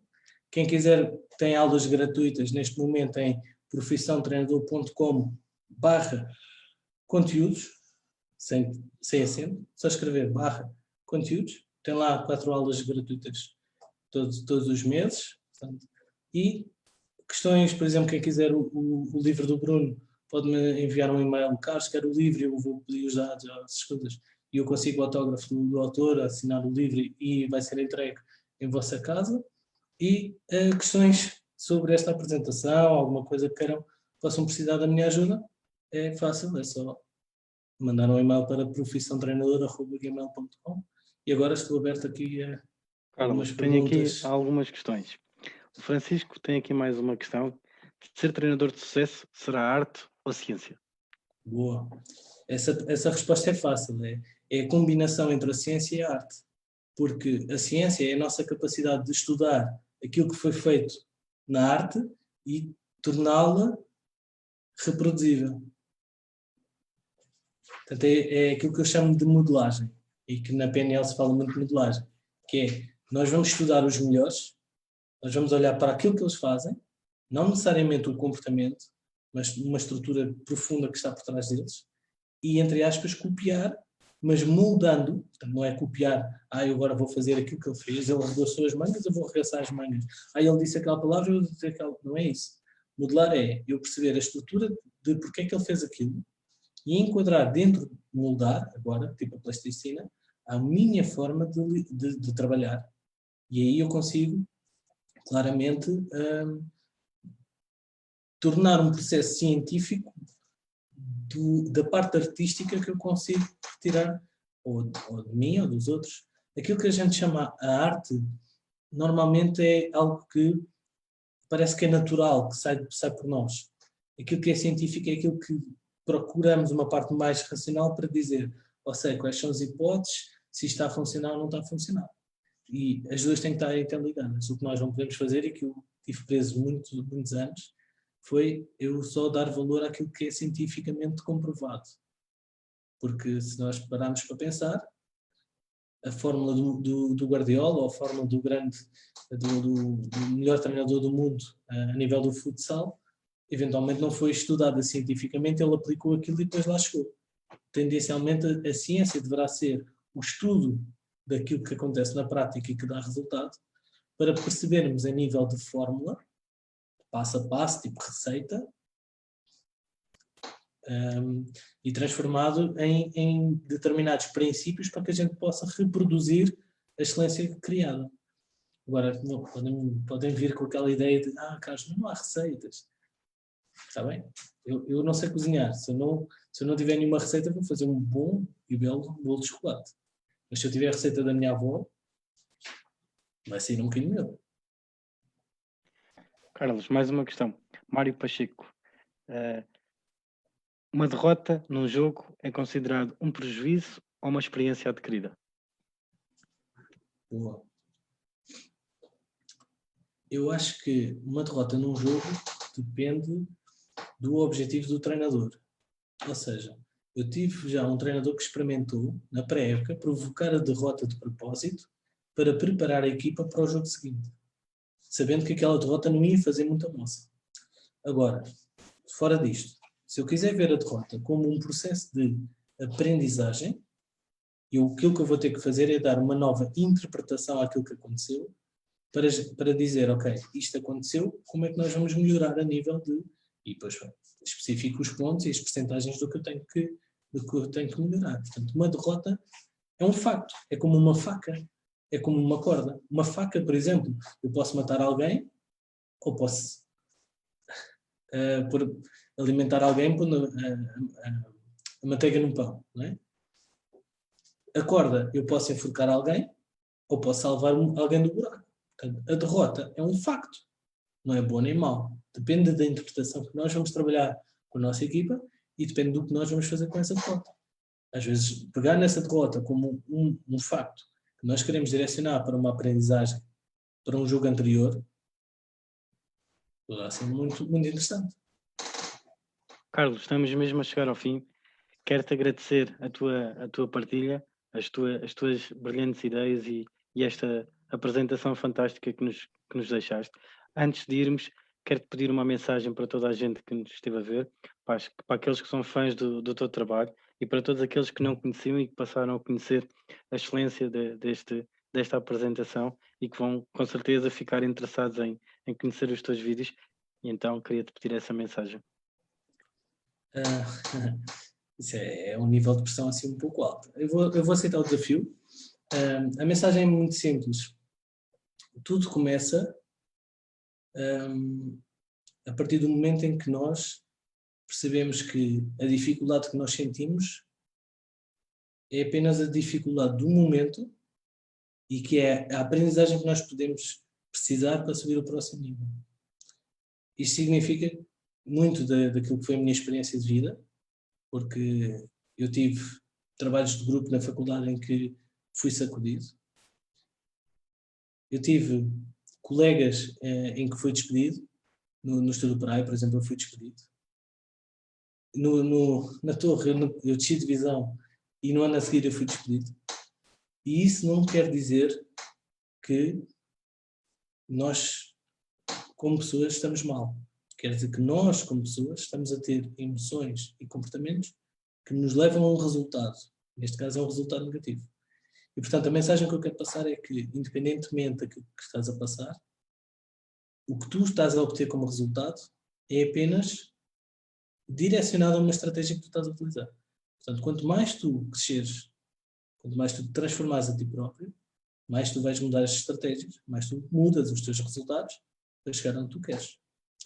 E, como fim, eu posso dizer que eu gosto muito deste trabalho, não porque ponho treinadores a fazer o que eu quero, porque não é isso, este método não é isso. Este método é ajudar o treinador a criar o seu próprio método, mas o que eu gosto mais nisto é que quando eu consigo ajudar um treinador a obter sucesso, não é um treinador, são uma equipa de 20 pessoas, ou mais. E essas 20 pessoas têm família, que provavelmente vão ter melhores condições de vida. E quando eu trabalho com um treinador e atingo 20 pessoas, agora imaginando 10 treinadores, eu consigo 200 pessoas. Se eu trabalhar através de cursos de formação, não sei o que mais, e chegar a 1000 treinadores, que é o meu objetivo, eu vou estar a ajudar 20.000 pessoas. E por aí fora. Portanto, a grande mensagem que eu quero dizer aqui, principalmente, é todo o resultado que nós atingimos vem do nosso estado interior. E, portanto, se queres alguma coisa diferente nos teus resultados, começa por ti. Tá? Carlos, muito obrigado por esta apresentação fantástica.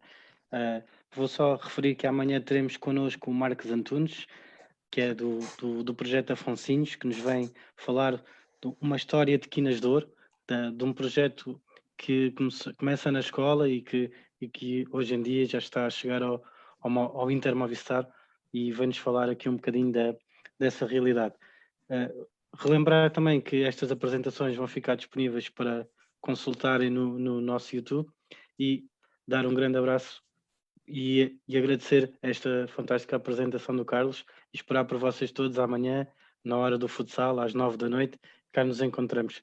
Mais uma vez, Carlos, muito obrigado por esta partilha. Obrigado pelo convite. E vemo-nos por aí. Obrigado, até já.